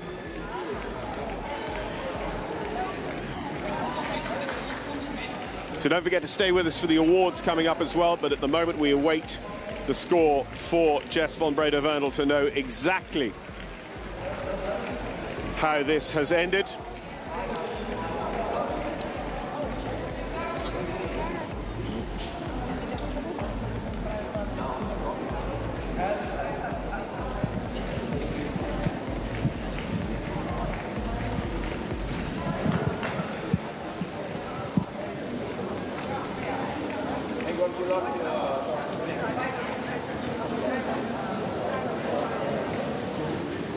And the score is in for Jessica von Bredow-Werndl and Yune BB. Podium again. Jessica von Bredow-Werndl and Yune BB take third on 83.725 provisional. It's incredibly close between herself and Patrik Kittel. So we might be a moment or two while we wait for that score to be completely confirmed off the paper records signed by the judges. But 83.725. It is third place once again for Jess von Bredow-Werndl and Yune BB. I'm not sure she's ever been to a finals and not finished third. But Jessica and Yune BB also placed in third by more than 1,300 participants in spectator judging presented by SAP, technology partner of FEI World Cup Dressage for the 2017-2018 season. Isabell Werth congratulates and commiserates a little bit with Laura Graves, who has to settle once again for second place. But look at that. Sometimes they say the grumpiest person on the podium is the silver medalist because they know what they could have won and lost. The happiest person is often the bronze medalist, and that seems to be the case today. Jessica von Bredow-Werndl, I mean, she came back none of us have doubted that she could do this. The way she's performed with those horses, Zaire and Yune, this season. I think at the back of her mind, maybe she was thinking, can I ever quite be world-class again after Moritz? You know, is my attention split? Have I got my fitness back? Yeah, she absolutely has. She definitely has. She smashed it, hasn't she? And, you know, it's such a life-changing thing, having your firstborn. Not that I would know, but, you know, it does completely change your life. And to come back and say, I'm back, that, you know, that's a serious way of doing it. I also wonder, with Yune being 17 years old as well, whether the end game is in sight. Yeah. And that also would be incredibly meaningful to have those sort of results in a horse at 17 years old, because no matter how well cared for, no matter how well produced, no matter how well ridden and trained, a 17-year-old horse is simply not as supple as a Viagold at 13, as a Vedades. Well, Vedades is 16, let's not forget. But there we are. The result of the FEI World Cup Dressage Finals for 2018 have been another vintage year, and Isabell Werth makes it a 4th World Cup title with the world #1 ranked horse Viagold, our only score over 90%. Laura Greaves has to stand second for a 2nd year in a row, and Jessica von Bredow-Werndl and Yune BB are 3rd at the finals once again, the 3rd time they've taken that position. Patrik Kittel, heartbreakingly close to his first ever podium, finishes in 4th, equaling his previous personal best. Dorothee Schneider rounds out the 3 German riders inside the top 5. Madeleine Witte-Vrees, 1 place down from Omaha, 6th place here in Paris. Daniel Bachmann Andersen in his first finals is 7th. Edward Gal, former champion, is 8th. Inessa Merkulova, 9th. Morgan Barbancon finishes top 10. Hayley Watson-Greaves, 11th. Shelly Francis in 12th, our first in the ring today for the USA. Belinda Weinbauer was 13th. Ludovic Henry in 14th for France. Yvonne Losos de Muniz in 15th for the Dominican Republic. Dutch rider Patrik van der Meer in 16th. And Hanna Karasiova for Belarus is 17th today. All, though, have scored over 70%.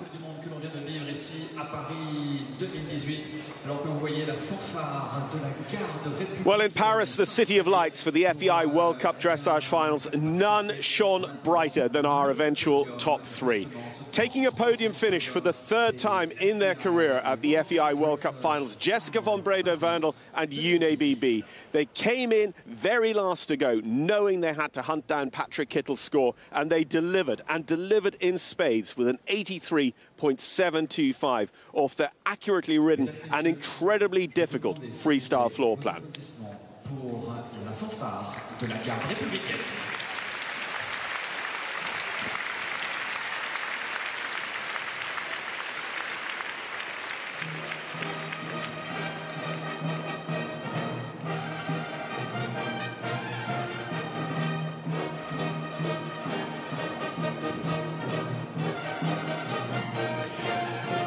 Jessica's reaction after the final result to find out she was on the podium showed exactly how much any step here of the podium of the FEI World Cup Finals means to these riders. Taking an early place in the final 5 draw, yesterday's Grand Prix victor Laura Greaves. She was back to try and right what she felt was the wrong of the result in Omaha 12 months ago, when she and Vedades stood 2nd place to Isabell and Viagold. Laura Greaves and Vedades thumped. Laura Greaves and Vedades shot through their previous personal best with this freestyle of 84% to deliver an 89% result today, and really put the pressure onto Isabell and Viagold.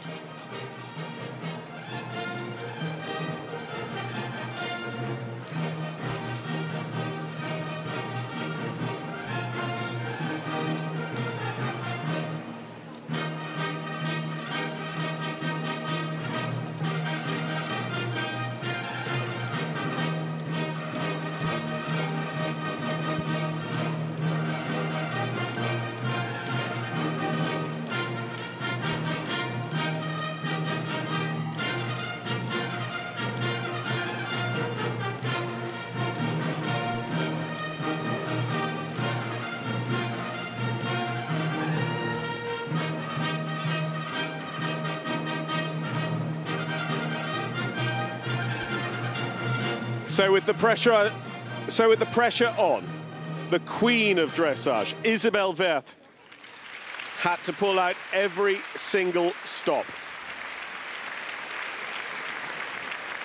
The technical marks for the trot, piaffe passage and walk, not exactly Weiergold's strongest paces, kept her right in the hunt. And then the canter work was where she had to make hay. The critical points were the two tempi change lines where she made those so expensive errors yesterday. Today, she nailed them. From that moment on, a smile never left Isabell Werth's face. Even if we didn't know, she knew in her heart of hearts that this was her 4th World Cup title, her 24th major title. The 2018 FEI World Cup Dressage champion is Isabell Werth and Weiergold. The European champions, the world #1 ranked combination. They've done it. Écoutez le tempo, la musique. Si toutefois Paris pouvait prendre le clap, le tempo sur la musique pour appeler les meilleurs, des meilleurs au monde à l'occasion de cette finale World Cup Dressage ici à Paris. Allez, tous ensemble, Paris, tous ensemble.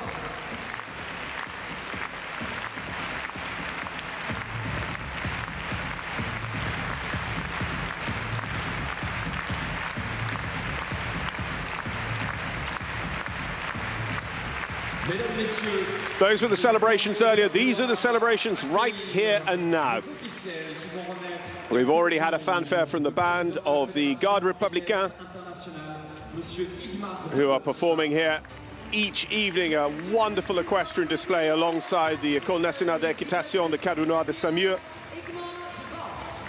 And we prepare now for the awards ceremony here in Bercy for the 2018 renewal of the FEI World Cup Dressage Finals. Our presentation party being introduced, including President of the International Equestrian Federation, Mr. Ingmar de Vos, Mr. Juan Carlos Capelli, Vice President and Head of International Marketing for Longy, President of GL Equestrian Events, on behalf of the organising committee here of the finals, Sylvie Robert, and President of the ground jury today, Isabelle Judet of France. Well, the redesigned trophy, renewed in 2015 as part of our partnership with Remacra, but it is a trophy whose history and lineage goes back to 1986. And Isabell Werth's name goes on it for a 4th time. There, at the front of our lineup, is a man whose name was honoured in 2010 with the great Totilas. There's Edward Gal, Glock-Zonic, who finishes in 8th here today and will lead off our parade of finalists in Bercy.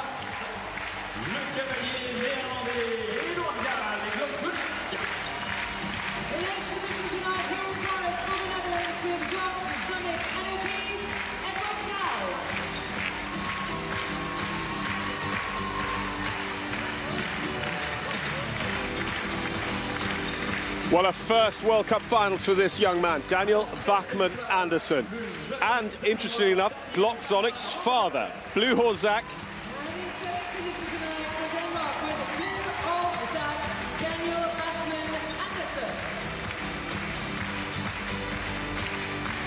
Les Pays-Bas toujours à la 6e place. Bravo, Madeleine Witte-Vrees.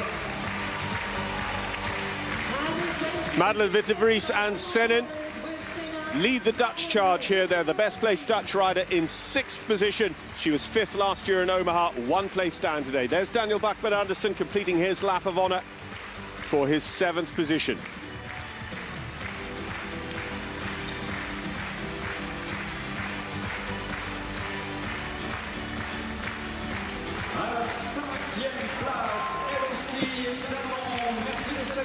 Three German riders here, all inside the top 5. Here's our Salzburg winner from last December, Dorothee Schneider and Sammy Davis Jr.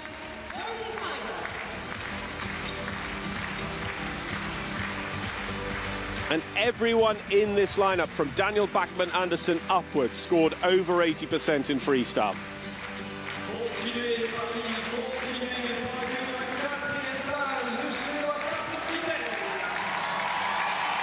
He is so emotionally torn with this result because you saw what it meant to be on the podium for Jessica von Bredow-Werndl, but it would have meant so much to this man as well. Patrik Kittel of Sweden, 4th once again at a finals, equaling his previous personal best result, scored with the great Scandic a few years ago. Here with his Olympic horse, Dea.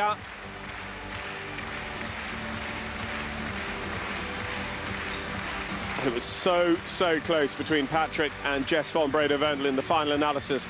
83.7 for Jess, 83.1 for Patrik.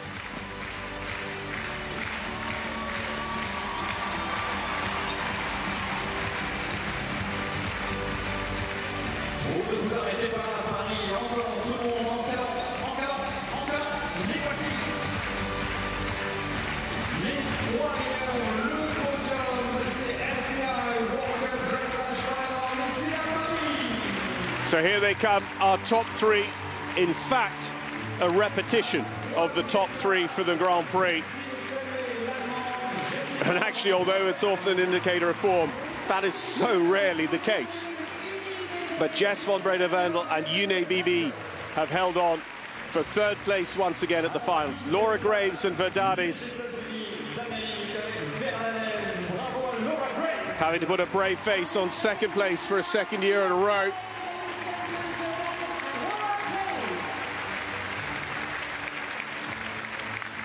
But it is Germany who are the best of all. Isabell Werth.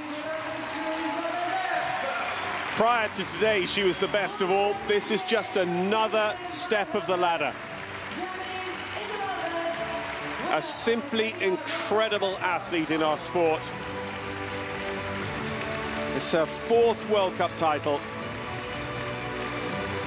Isabell has won 7 world golds, including 3 individual titles. 7 European golds, including 4 individual titles. This is her 4th World Cup championship. Every time she's been on the German team in the Olympic Games, they have won team gold, and she was individual Olympic champion in 1996 as well. With this horse, Viagold, she was individual silver at Rio in 2016. She is quite simply the most successful Olympic equestrian of all time, and has to be one of the most successful equestrians in any discipline of all time. Ladies. So the athletes just being invited to dismount, ready for the podium presentation. Sur la troisième marche du podium, celle qui représente l'Allemagne et Paris va la hisser sur cette troisième. The Longines watches that will be presented to each of our podium finishers here today in a moment or two by Miss Esther Alles of Longines. Jessica von Bredow-Werndl takes the 3rd step on the podium for the 3rd time in her career. But it just seems today that with Yune at 17 years old, herself coming back from her baby break, that this is perhaps more meaningful than ever. Laura Graves and Verdades, at the moment, probably feeling a little disheartened with second place. They'll look back, though, at that 89% freestyle score and know that they have some months ahead of training and preparation before the World Championships in Tryon, North Carolina, when they can try and bring the competition to this lady once again. But for today, it is all about Isabell, as it has been so often before. The 2018 FEI World Cup Dressage Champion, riding Viagold Old, is Isabell Werth.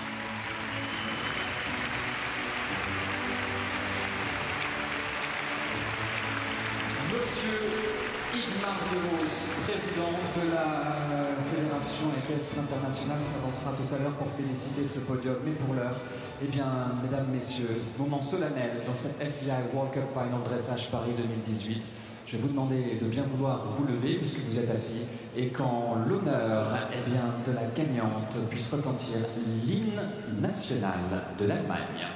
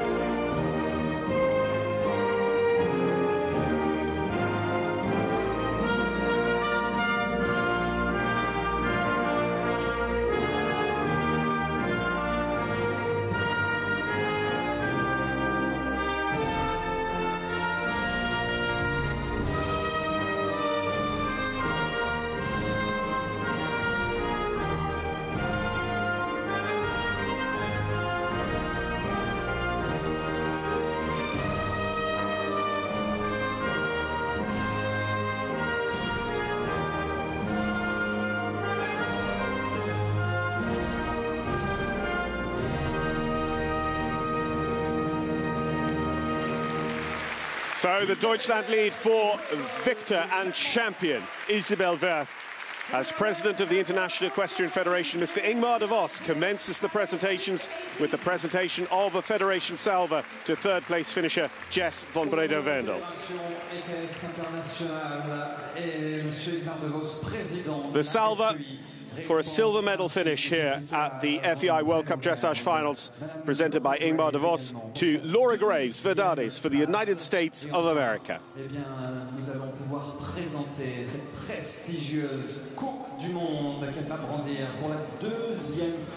And finally, for the fourth time in her career, receiving the FEI World Cup Dressage Trophy, Isabell Werth of Germany.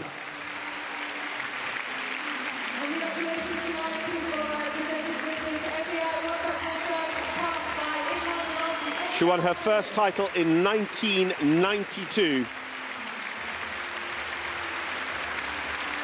That was with Fabienne, won with Warum Nicht in 2007, and in 2017 then with Weigel, and returns in 2018. It's the first time Isabell has won back-to-back World Cup finals. Au nom de Longines, la directrice des projets d'événementiel et sponsoring s'avance, Madame Esther Alès. Project Director for Sponsorship with Longines, top partner and official timekeeper of the International Equestrian Federation, Esther Alès, presents the Longines watch, first of all, to the third-place finisher, Jess von Bredow-Werndl. Jessica, who finished third with Une BB.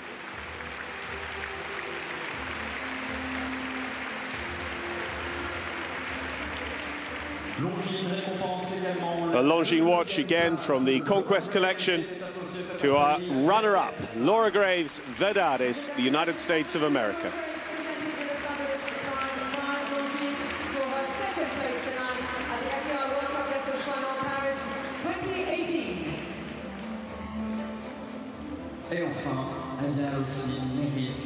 And the final Longines watch to be presented today is for the World Cup champion. Isabell Werth, Germany, receiving her watch from Esther Alès of Longines.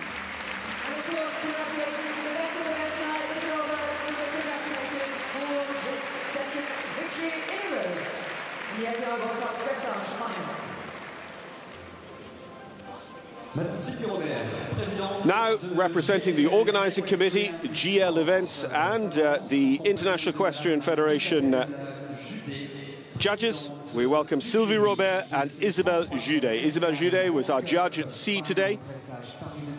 Well, thanks to all of our International Equestrian Federation officials around the world, particularly those who have supported this show, the World Cup Finals. But stepping forward, first of all, Sylvie Robert, President of Equestrian at GL Events, sends flowers and champagne to Jess von Bredow-Werndl. And Isabelle Judet adds her congratulations. Et une nouvelle fois, mesdames, messieurs, ce podium exceptionnel mériterait une nouvelle fois, bien entendu, Paris et saluer pour cette très belle prestation.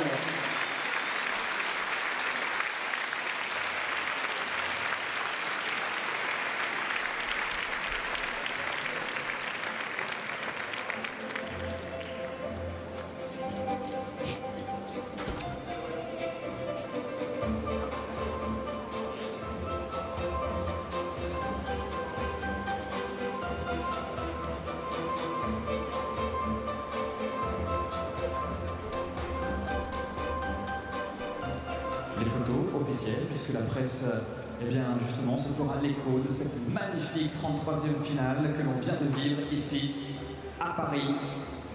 Et enfin, eh bien, au nom de GL Events, Equestrian Sports, et au nom des officiels, des juges qui ont jugé justement ces finales Coupe du Monde, mesdames, messieurs, Madame Sylvie Robert et Isabelle Judet récompensent une nouvelle fois la tenante du titre désormais, et ce, encore pendant un an. Vos applaudissements pour Isabelle. And congratulations obviously to Isabell Werth, 2 times in a row victory here at the Paris 2018 FEI World Cup Dressage Final.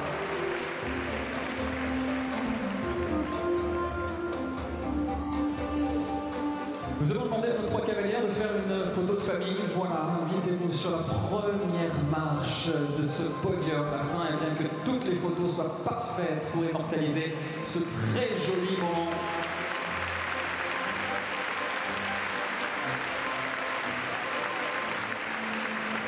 Et avant de regagner vos chevaux, mesdames, nous allons vous demander de saluer l'ensemble du public ici à Paris qui vous a encouragé, qui vous a soutenu pour nous livrer les 6 sublimes prestations. So taking the congratulations of the crowds here in Bercy as well, the Accor Hotels Arena, our top 3 athletes, Jess von Bredow-Werndl for Germany, Laura Graves for the United States of America, and World Cup champion Isabell Werth. La tradition dans les sports équestres, quand il y a un podium, il y a forcément du champagne pour célébrer les nouveaux podiums, nos nouveaux héros de ce jour. Un Géroboam de champagne remis à Isabell Werth. Attention, mesdames, messieurs.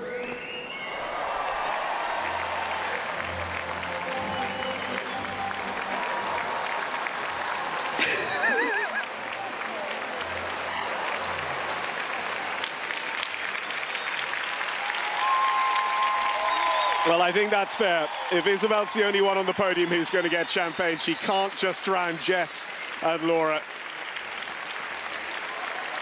The photographers, the presentation party, all getting included in the action.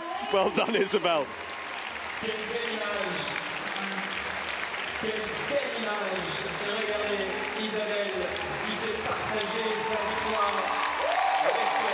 And straight over to her groom as well. The grooms who do such amazing work behind the scenes with these horses, and they're just the tip of the iceberg. There are grooms at home as well, working other horses. And in particular, when you think of something like the Omaha final, where we were shipping 9 of our horses from Europe for the dressage, nearly 20 horses from Europe for the Longines FEI World Cup jumping finals. The grooms who travel on the planes with these horses, they are absolutely critical piece of the puzzle, and it's lovely of Isabell to include them in her moment here today in these FEI World Cup dressage finals.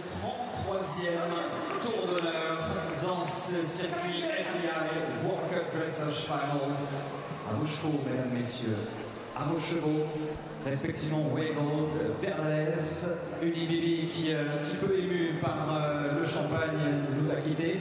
On pensera bien fort à lui et à Jessica Bredow. Est-ce que vous êtes prêts, mesdames, messieurs? Eh bien, c'est en cadence que nous vous proposons de vivre le tour de l'heure d'Isabell Werth. So Jessica standing aside from the lap of honour. Unibibi has been very overexcited in this ring. But these two horses haven't. They've settled in and done a super job. 89% for Laura Graves for second place. 90% for Isabell Werth to take the win. Her 4th World Cup title, her 24th major career victory. And it is far, far from over for the First Lady of dressage sport.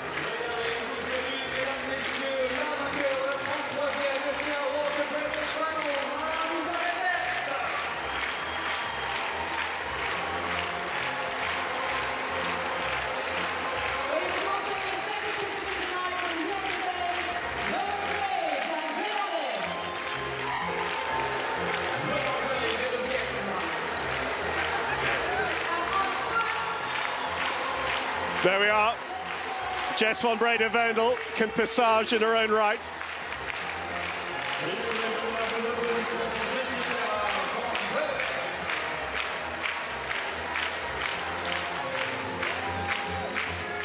Well done, Jessica. Well done, Laura. 3rd and 2nd. Congratulations to Patrik Kittel. Another top 4 finish. Dorothee Schneider in 5th. Madeleine Witte-Vrees in 6th. Daniel Bachmann Andersen in 7th. Edward Gall 8th. Inessa Merkulova 9th. Morgan Barbancon Mestre at 10th. But alone in the arena now is the combination that have stood supreme so often, virtually unbeaten in their entire career. They were beaten in the Special at Aachen, they were beaten in the Grand Prix here, and that was by Laura Graves and Verdades. And that is a ding-dong battle that is going to continue right the way through to this year's World Equestrian Games in Tryon, North Carolina in September. But for today, Here in France, it is about one horse, one rider, the world #1 ranked combination, and it is Isabell Werth, the most successful Olympic equestrian of all time, now a 4-time World Cup champion.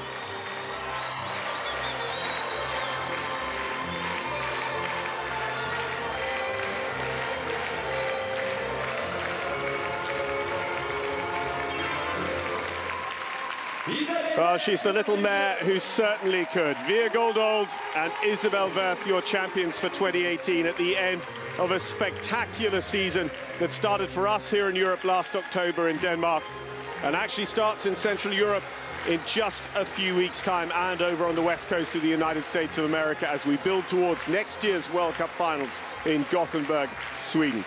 But for the moment, from all of us here in Paris, thank you so much for being part of our broadcast. Thank you to our host broadcasters for their fantastic coverage of this amazing sport. My thank you to Natasha Baker for joining me throughout the 2 days. But for the moment, from me, John Kyle from Paris, it's goodbye for now. Yeah, it was perfect today. I really have to say, after yesterday, I've tried to analyze and I think it was the right way. Today she was fantastic. It was one of her best freestyles, maybe it was her best, and really focused, really with me, and it was our sake, and highlights was a Piaf passage at the end. So the crowd was applauding, clapping in the test at the end. So that gives me always something extra. So it was really special today. It was such a tight competition as well. How good is that for the sport? Yeah, perfect. I think this is what we really love to see, and what I love to do is to compete against the best ones and to have a close and tough battle.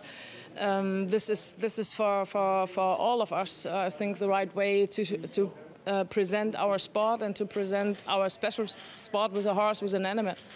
And so how satisfying is it when all that hard work pays off? Oh, that gives you a great feeling, of course. Fantastic, well done. Yeah, thank you. It was very exciting. What was it like watching Isabell's score come in there? I knew it would be close. I knew I had a clean ride, a lot of exciting things, and I know 89 is not far off from where she's been scoring around the 90% mark. So I knew it would be close, even if she rode clean. And indeed, it was just, I think, above 1.5%. If you take Isabell out of it, how satisfied are you with yourself? No, I could not be more satisfied. With myself, I'm always a little disappointed because I can always be riding better. But of course, with my horse, I can't say anything better about him. He was flawless today in there, and even more relaxed than yesterday. And that's the horse then I have to ride a little bit and be a little more sharp myself.